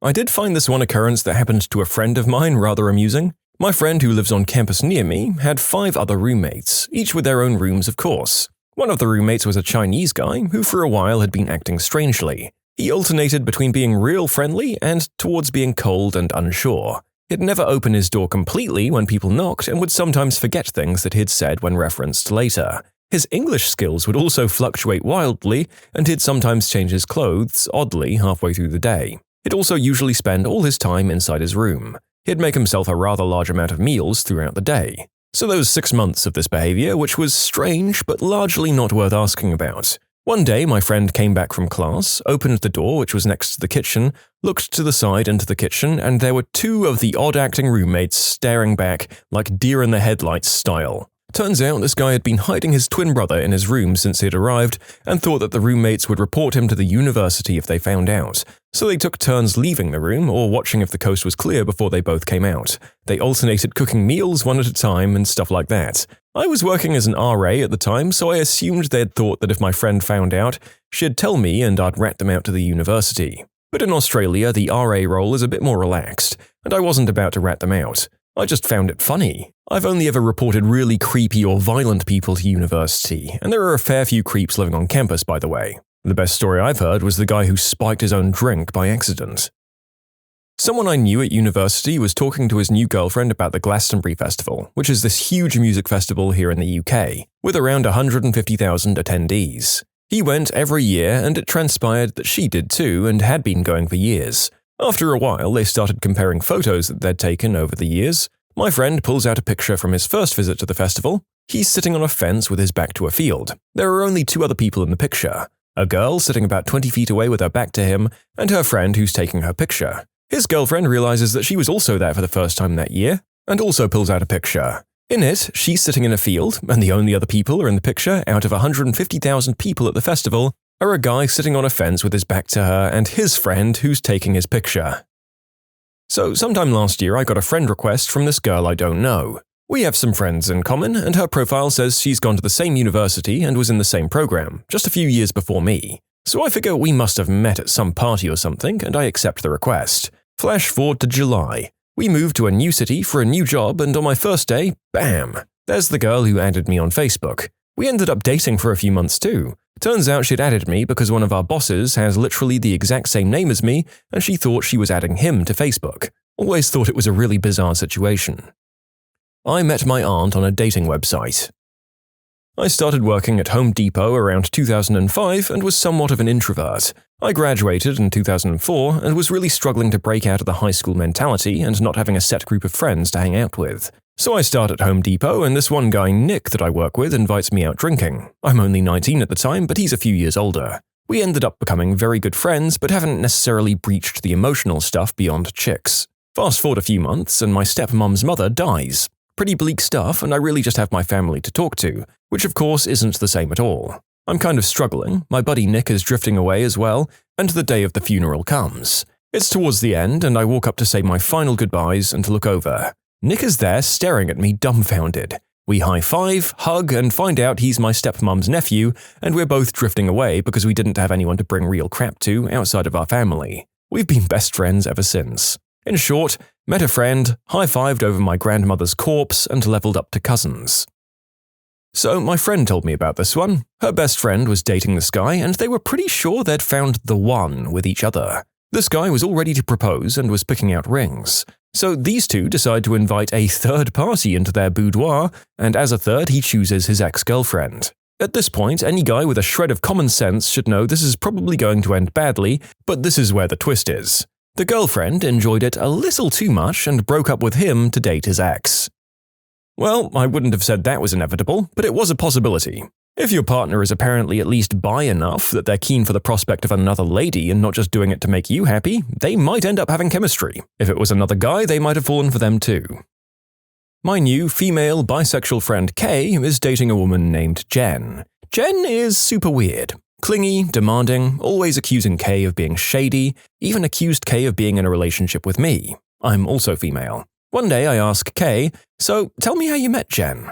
Kay and Jen met on a study trip abroad. Jen was romantically interested in Kay, but Kay wasn't really reciprocating. Jen was totally cool with it and they became good friends. In fact, during the trip, Jen introduced Kay via email to her cousin, Andre. Andre and Kay totally hit it off and start an online relationship, complete with exchanging pics and stuff. Andre sends Kay gifts when she returns home, including expensive jewelry. Andre also hooks Jen up with his friend Brian. Everyone is happy. Until one day, Jen finds out from a mutual friend that Andre and Brian are dead. They ran off together in a gay love affair and ended up taking too much of some illegal substance, just weeks before Andre was supposed to come meet Kay in person for the first time.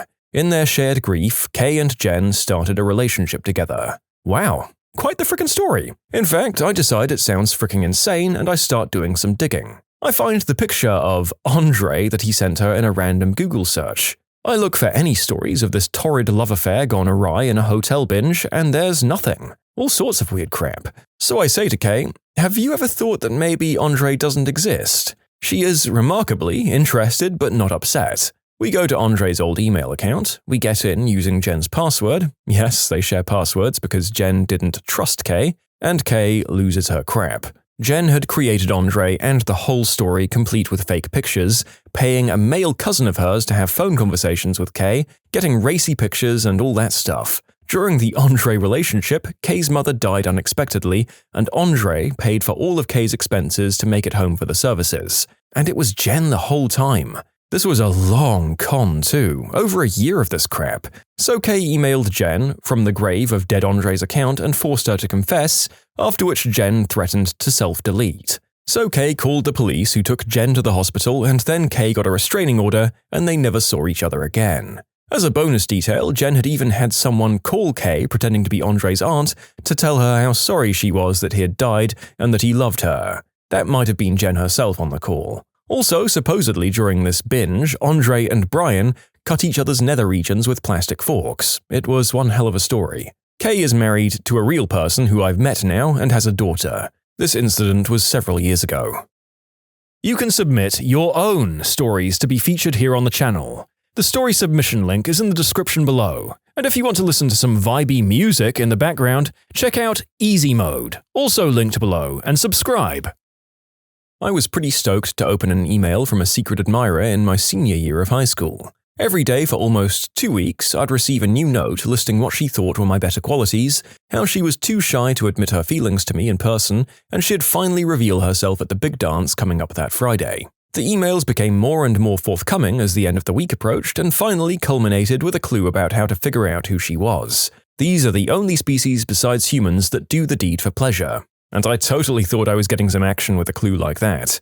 I was a heavy-set lineman in the football team and kind of a class clown, which meant despite my lack of confidence, I was always in with the popular crowd. So, as we pre-drank for the dance, I told a few friends to be on the lookout for something dolphin-related. Word spread quickly, and by the time we arrived, I had a huge group trying to help me solve the mystery. A teammate of mine found out as the night went on that Adrienne, this cute girl I sat next to in social class, had a temporary dolphin tattoo on her left shoulder. After some prodding by my friends, I went over to her and the group of girls she was with. A slow song started as I sheepishly asked for a dance. With the entire school watching my 2-week-long mystery reach its climax, she leaned in close and whispered in my ear, "You're a complete jerk sometimes," promptly followed with a slap across the face. I'd never felt that level of confusion or embarrassment. She had orchestrated the whole thing because she didn't like my class clown demeanor in social class. I still hate dolphins. Has nobody considered that she actually did like him, but was severely embarrassed when he told everyone about her notes, and was now under a huge amount of pressure because the entire school knew about it? Hence why she called him a jerk and slapped him, and then made a crappy cover story about how she didn't like him being a class clown.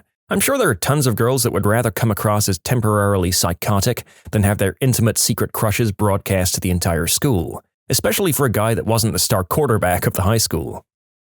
I was job searching in my early 20s. I got this job interview and the guy didn't know I was coming. He grudgingly walks me into his office and starts asking me questions. I'd been to so many interviews, I just wasn't in the mood for someone to make me feel like I wasn't welcome. He asks me why I want to work here, and part of my answer is, I like to help people, and he responds with, bullcrap. I'm surprised, but I can tell that this is going nowhere. The rest of the interview is a formality, and I end with the sarcastic, sorry to bother you. I get back to my apartment and I'm feeling pretty down. I receive a voicemail asking me where I was for my interview.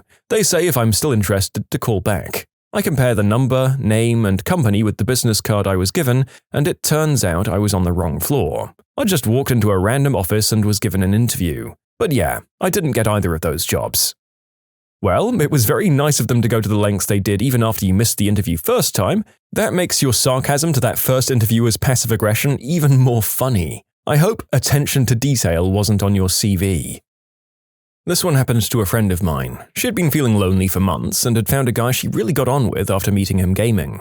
Sadly, they lived too far apart to meet face to face. Cue months of them getting closer until he asks her out. They start e-dating. She confesses to me that she really likes him and she's saving money to go visit. Fast forward 14 months, she's saved the money, she's booked the flight, she's going to meet the man she loves and everything is perfect. She's flying out the very next day. Cue me getting a hysterical call late at night. It's hard to decipher what she's saying. I get her to slow down and take it easy. He's not him.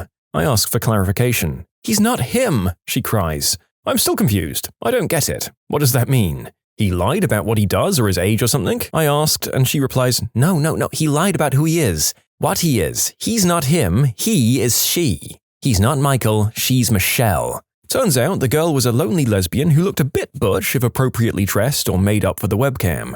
She'd been using pictures of her brother the entire time for everything else. Sadly, my friend almost had a nervous breakdown and has ended up with serious trust issues and a medium-sized case of homophobia. In short, my friend dated Michael for almost 2 years before finding out just before she met the man of her dreams that it was Michelle, the guy's sister, instead. This one's pretty good as far as out-of-left-field twists go. There was a kids' baseball league in a town in Texas, and they'd have a few games a few times per week.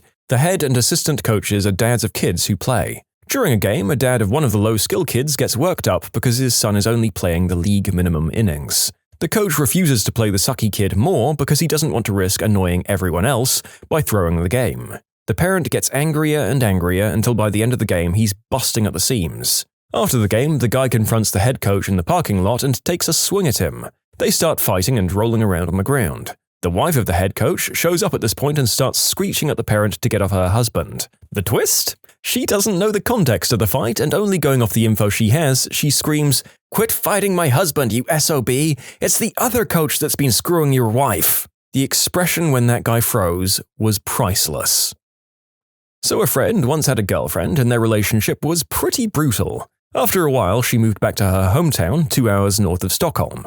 As her friend, things seemed to be turning for the better as it seems they were going their separate ways. Then she dropped the pregnancy bomb on him. Out of guilt, duty or love, I don't know, he decides to try and make it work as he moves to her town and try to start a life there. The plot twist was that she wasn't pregnant. This wouldn't be so bad unless it were the fact that she had encouraged him to not use protection. This in turn resulted in her being knocked up for real. As if she hadn't screwed him over enough, she then revealed after a few months into the pregnancy that she was lesbian and had a girlfriend on the side. It really sounds like something out of one of those bad shows on the TV, and needless to say, my buddy was in shambles upon returning to Stockholm to start anew. In short, my buddy fell for the old fake prego, real prego, then dump scheme.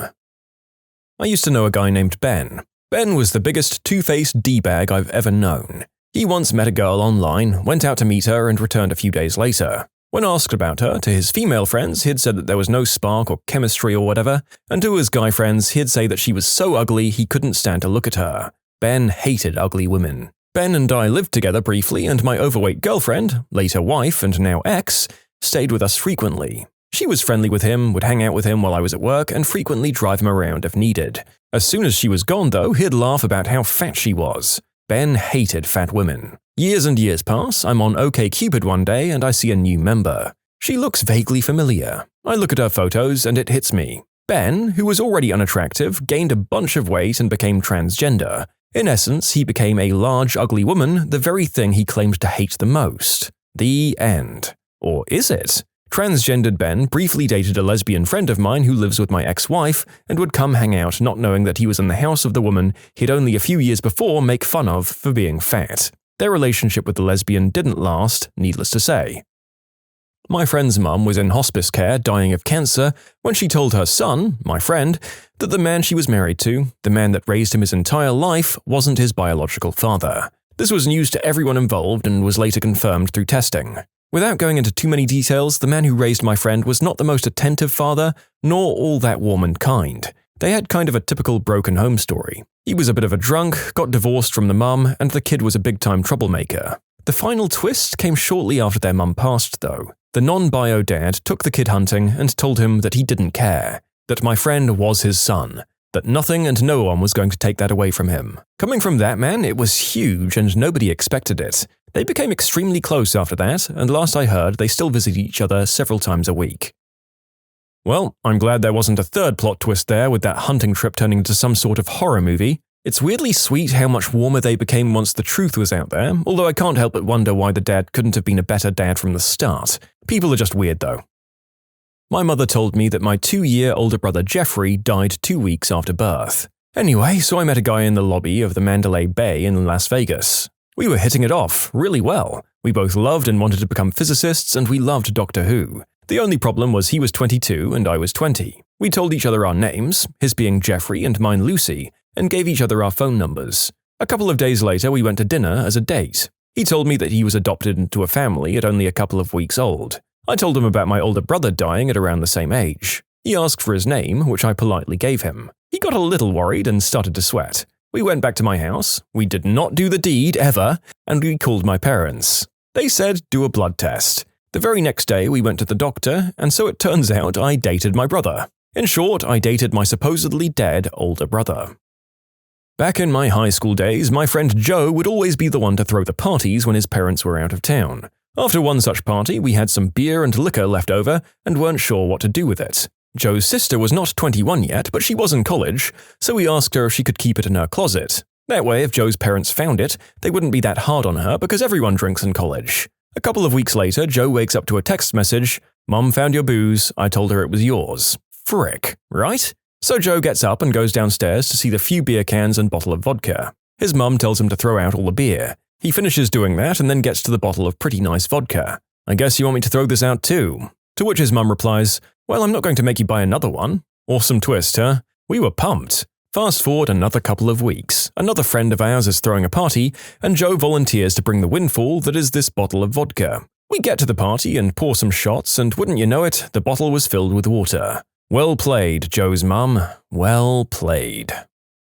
What was the most insane tattoo request you heard at a tattoo parlor? I was asked by a research lab to tattoo 3 hamsters which were identical, like a little symbol on top of 2 of them so each could be distinguished. I wasn't sure if it was real or not as the interaction was over the phone. I tattooed a couple of real characters over the years, including one guy who kept getting the same tattoo over and over again, a tiger head, and eventually he just got little dots to fill in around them all, and another guy who got vertical and horizontal lines on various body parts to make himself appear larger. He talked about getting additional teeth implanted so he could process more food more efficiently and wanted me to be his disciple. That guy was my craziest client for quite a while. I tattooed him July 4th, 1993 the first time. I remember so distinctly because I was dumb to open that day at all, and then he just showed up. He just wanted lines, maybe 20 in all, like on his shins and forearms. Not his junk. I can see where everyone's mind is going. He wanted to either appear taller or wider depending on the spot. I told him $80, which was outrageous at the time. He agreed, peeled off 4 $20 notes, and we went to work. I remember when I did the last one, he just booked it. He grabbed his shoes and ran, before I could even spray him down or apply whatever bandages I was using those days. Exactly 6 months later, he shows up again, wearing a straw hat with no top to it, just the brim, and wanted me to add arrow points to the lines, some going in and some out. He clearly had a plan in mind. Same deal, $80, even less work. This time though, I got more info about why he was doing it, that whole appearing bigger thing. He came in one more time after that, no tattoos, just propositioned me with the disciple thing, which I honestly would have discussed, but there was another guy in the shop who was asking questions the first guy didn't like for whatever reason, and he just took off, never to be seen again. I had to go into a tattoo parlor to do some human trafficking education. The owner was very receptive. As I was showing him the tags used by traffickers active in our area, he became visibly uncomfortable and started calling over his artists. It turned out they'd done dozens of one of these tattoos. They thought it was a fad. When I asked if any of the women to whom they'd applied these tattoos had come into the shop alone, the owner turned as white as a sheet and started crying. He had been branding people into servitude and never known it. And please stop asking me to post images of the brands. If a trafficker finds out that their brand has been made public, they'll cut or burn it off their victims and then rebrand them with something else. When I went into my current tattoo artist for my first tattoo, I made small talk and asked him this same question. He had an exotic dancer come in and ask for a star tattooed on her butthole with cursive script on it saying, "I'm a star." While he was tattooing her, his wife and 7-year-old son surprised him with lunch as someone who takes their clothes off for money kneeled face down, butt up, holding her cheeks apart, getting her butthole tattooed. Apparently both the wife and the young lady were very chill about the situation, but my artist didn't like having to explain why Daddy was putting his art in her butt.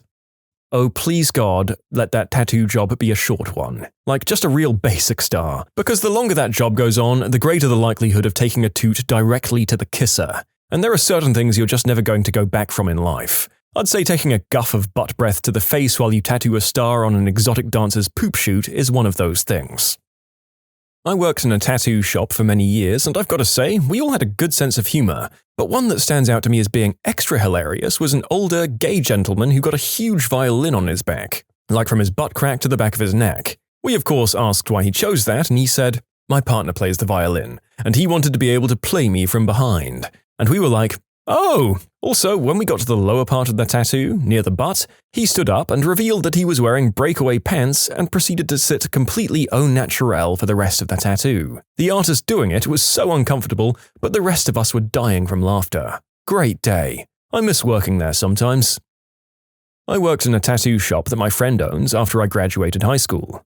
One day, a gay couple comes in and one of them says he wants a dartboard on his butt. Okay, I thought, a little odd, but fine. I don't really care because I'm not the one doing the tattoo, my friend is. Anyways, after he says he wants the dartboard, he clarifies and says he wants it regulation-sized. The initial confusion took a moment and I thought, no. This motherfricker wanted a regulation-sized dartboard on his butt with the bullseye as his butthole. And he fricking got it too. Tattoo artist here. I recently had a man come in and ask about getting a name covered that was placed right above his family jewels. He brought in a drawing of a tribal dragon that he did himself. After I explained that this drawing really wouldn't work for the area or the cover-up, he said, "I guess that spot wasn't a great place to put my daughter's name, huh?" After a really awkward few moments, he left, and I didn't end up covering it and haven't seen him since. I dated a dude that had his son's face tattooed right on his lower belly by his belly button. It was a nicely done portrait of a 6-year-old. The problem was that any time I went south of the border on him, it would be an eye level. Super uncomfortable.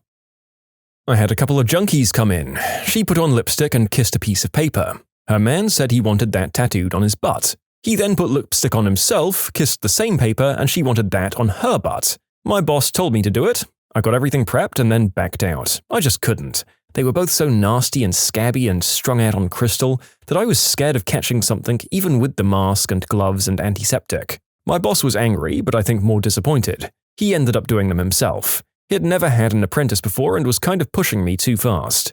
I had a few nervous breakdowns because of him, and I think him being mad was more about trying to toughen me up and less about refusing the tattoo. I don't tattoo anymore, but I think if I did start up again, I'd be a lot more confident now. He just didn't know how to teach without tough love, and I didn't know how to handle the pressure of permanently putting art on someone's body. In retrospect, I should have done the tattoos. They were both crystal heads, so the odds of them caring if it looked bad or not were pretty slim. My wife's friend is a tattoo artist. She said her most memorable was a young woman who came in and wanted Johnny tattooed on her chest because she loved her boyfriend so much. Said boyfriend showed up at the tattoo parlor after she'd finished so she could show off her new tat. They ended up getting in a huge fight and he broke up with her. A couple of months later, girl comes back in with a different guy for another tattoo. Says to the artist, "This is my boyfriend, Johnny." I'm just imagining this chick walking into bars shouting, "Is there a Johnny here?" until someone answered. Yeah, and then, Here's Johnny. I was being tattooed once, and this guy walked in, super strange, and I could tell something was off about him. He wanted some kind of Japanese symbol on his forehead, and my artist, the shop owner, asked him if he had any other tattoos. The guy said no, and the owner told him he wouldn't do face tattoos without him having other tattoos. The guy proceeded to just stare at us all for a solid 2 minutes without saying a word, wide-eyed, like we were from out of space, and told him the earth was flat. Then the artist says, "Sorry man, I can tattoo the symbol on you anywhere else, but I won't tattoo it on your face without any other ink." The guy continued to stare at us, says, "Okay," slowly turns around and walks out the door. We thought he was going to come back and kill us. I asked our artist about his policy before the guy left, and he said the guy had no idea what a tattoo felt like, and your forehead would be one of the more painful spots. That and just face tattoos aren't the greatest idea. I was getting tattooed once, and this guy came in to get a tattoo of a diver swimming out of his butthole. Luckily, I was lying down, so I had an excuse not to look over, but the artist seemed kind of uncomfortable afterwards.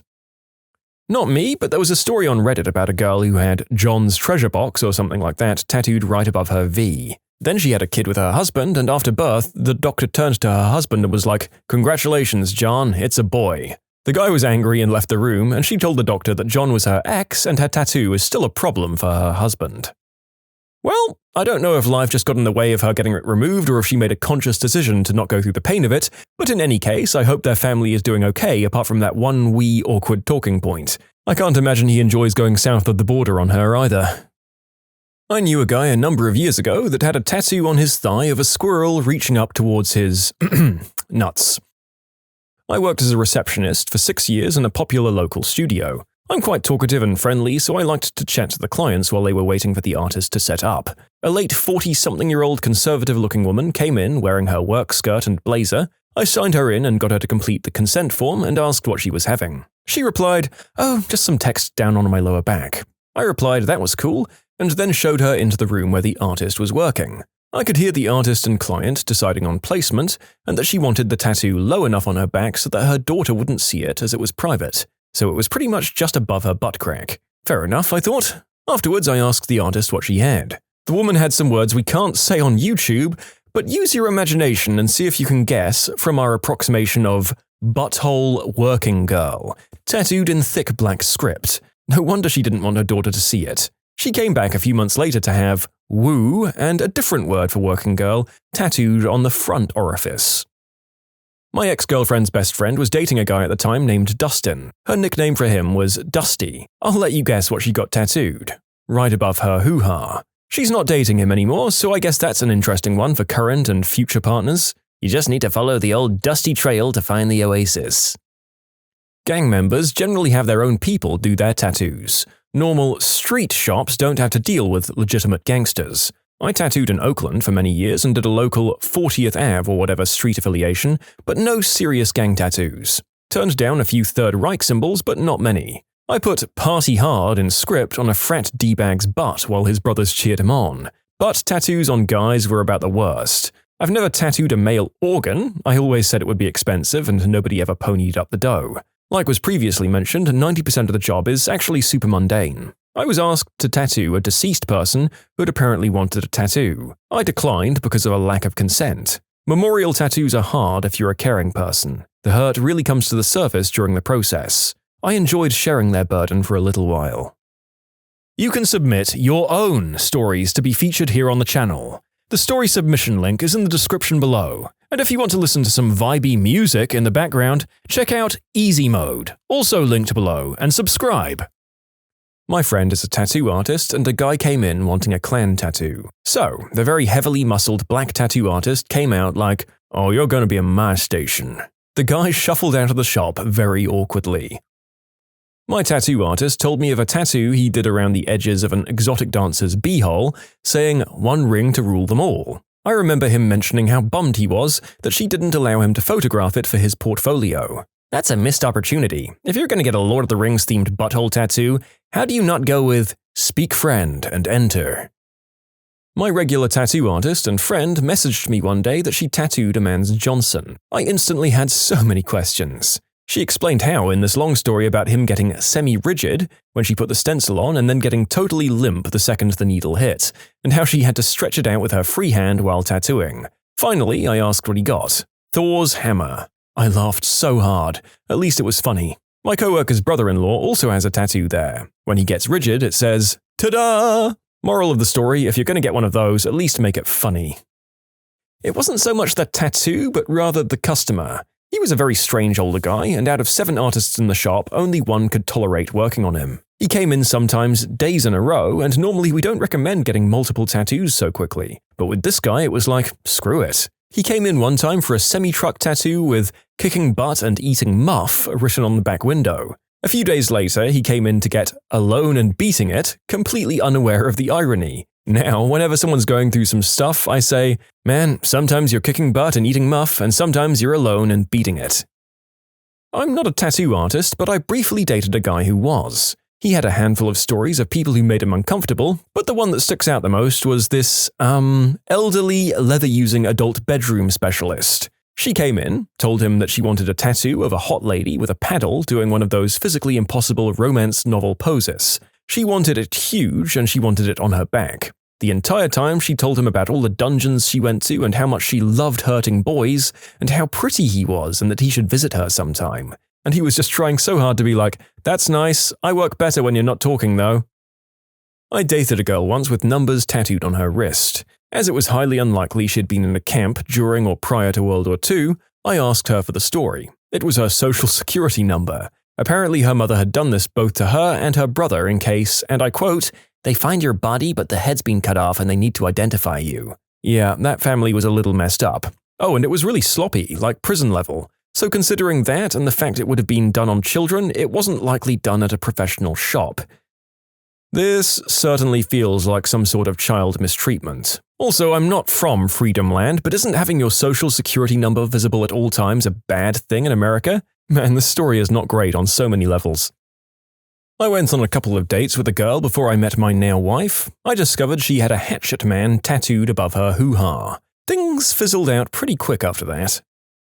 The guy who did most of my tattoos said he always tried to talk skinheads out of getting Third Reich symbol tattoos. He'd always tell them that once they get that, any fight or bad situation they get into instantly becomes a hate crime. He had no sympathy for these idiots, but he honored their free speech, so he'd do the tattoos if they really wanted him to. Tough situation. I don't envy him. I was flipping through my tattoo artist's portfolio as I was waiting for him to get set up to do the massive tribal piece on my arm. I got bad tribal a while back, and since it was pretty much unfixable as it was, the only solution was to go over it with a bigger tribal piece. Anyway, I'm flipping through and turn the page to an ultra-realistic black and grey portrait of the leader of the Third Reich on this one guy's ribs.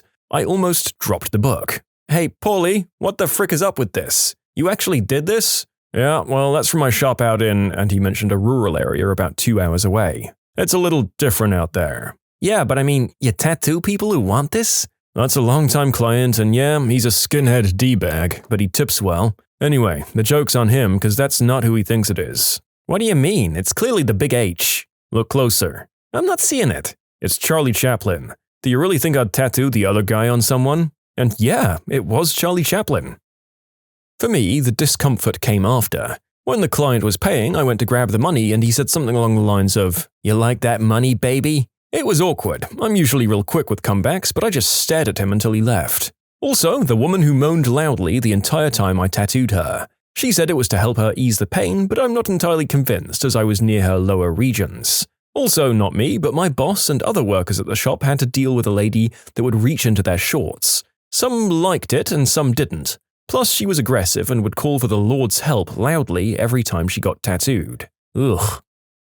Not myself, but I know a tattoo artist who herself has a fish tattooed on her middle finger. Her fish finger. What makes it funny, possibly uncomfortable for some, is that she's a lesbian and, well, you know. I guess this isn't uncomfortable so much as embarrassing. My dad found an old drawing of an anime cat girl that I did when I was like 10, and made me tattoo it on him. I at first tried to say, hell no, then I tried to convince him to let me at least redraw it first, but he insisted on that drawing specifically.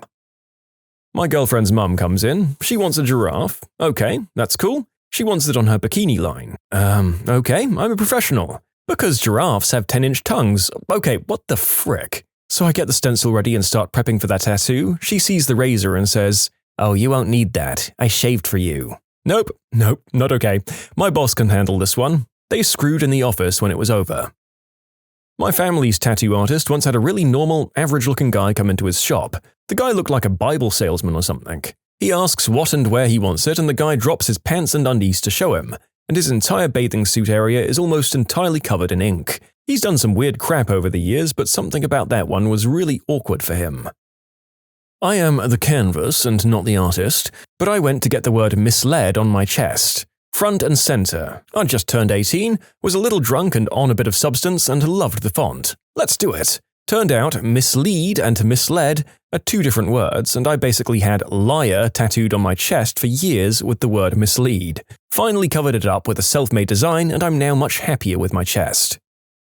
I asked the guy who gave me my first tattoo the same question, and his response was, I'm not proud of this, but I used to work next door to an exotic dance club, and this lady wanted zebra stripes on her downstairs area. Notice that I didn't say on or above, inside her hoo-ha. I kept telling her the same things over and over. The skin there is not meant for that. Not only will it not look good at all, it will fade very quickly, and it will frickin' hurt worse than anything you've ever experienced. But she kept upping the price more and more every time I said no. So eventually I just said screw it and basically just annihilated the stripper's V-hole with some zebra stripes. I would have felt weirder about it, but I'm a guy who's tattooed about 50 male members in his life, so there's that. That's a really special sort of jaded, isn't it? A man who isn't even in a bedroom-related trade, seeing so many reproductive organs in his time that he just sighs and gets on with it. Although I guess there are doctors that are the same. Hate love on the knuckles. I said no. I said he'd regret it and so on. He got mad at me and started calling me names. Instead of screaming back, my F you to him was that I agreed to do the tattoo. You know, I'm not going to look this up again, but I have seen a devil face hoo-ha tattoo where the mouth was the opening. You know, I did meet a guy once, a friend of a friend, who, within the first hour of our meeting, pulled out his member to show me he had a knife tattoo. He said, "It's cool because it looks like I'm stabbing my girlfriend in the hoo-ha."